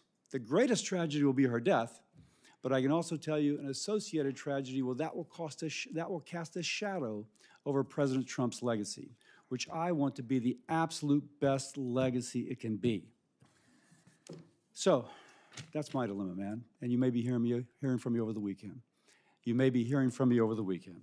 I once again thank you for your time, and I yield to my ranking member. Thank you, Mr. Chairman, and thank you very much for your job today in conducting this very, very important hearing. Let me reiterate my concerns. Every person on this panel, and I would hope everybody in America, wants to make us the healthiest country on earth. And I applaud Mr. Kennedy for raising the issues and talking about some very important truths. But what I am not hearing from him are some very specific policy issues that we absolutely need if we're going to make America healthy. It is unquestionable that when 68,000 Americans die because they can't afford to go to a doctor, you got to deal with that. And I have not heard one word about the need for universal health care that exists in every country on earth. When 1 out of 4 people can't afford prescription drugs because the pharmaceutical industry is ripping us off and charging us 10 times more in some cases than the people in other countries. I have not heard the definitive answer I need that we're not going to pay the highest prices in the world for prescription drugs. And one of the points I think that Mr. Kennedy made, which is right, healthcare is not just medical care. It's a lot more. Talk about the food industry. We have held a hearing, Senator Cassidy and I held a hearing a couple of months ago, where we made the point that the food industry is, in fact, poisoning our kids with addictive food that is leading to obesity, diabetes, heart conditions, etc. And I hope that our Congress and the White House will have the courage to take on a very powerful food industry and demand that the products that they sell our kids are in fact healthy and non-addictive. In many ways, what the food industry is doing today is what the tobacco industry did 50 or 60 years ago. And we talk about making America healthy today. Again, it's not just doctor care, medical care. We have millions of people working for starvation wages. You cannot be healthy if you're working 50 or 60 hours a week and you can't afford the rent that your landlord is charging you. Stress kills. Stress makes us sick. So, Mr. Chairman, let me just say this. I think the issues that have been raised in this hearing today are of enormous importance. I look forward to working with you and other members of this committee to make sure that we develop the policies that have the courage to take on very powerful and wealthy special interests, so in fact that we can make America healthy. Thank you. This concludes our hearing. For any senators who wish to ask additional questions, questions for the record will be due tomorrow on Friday, January 31st at 5 p.m.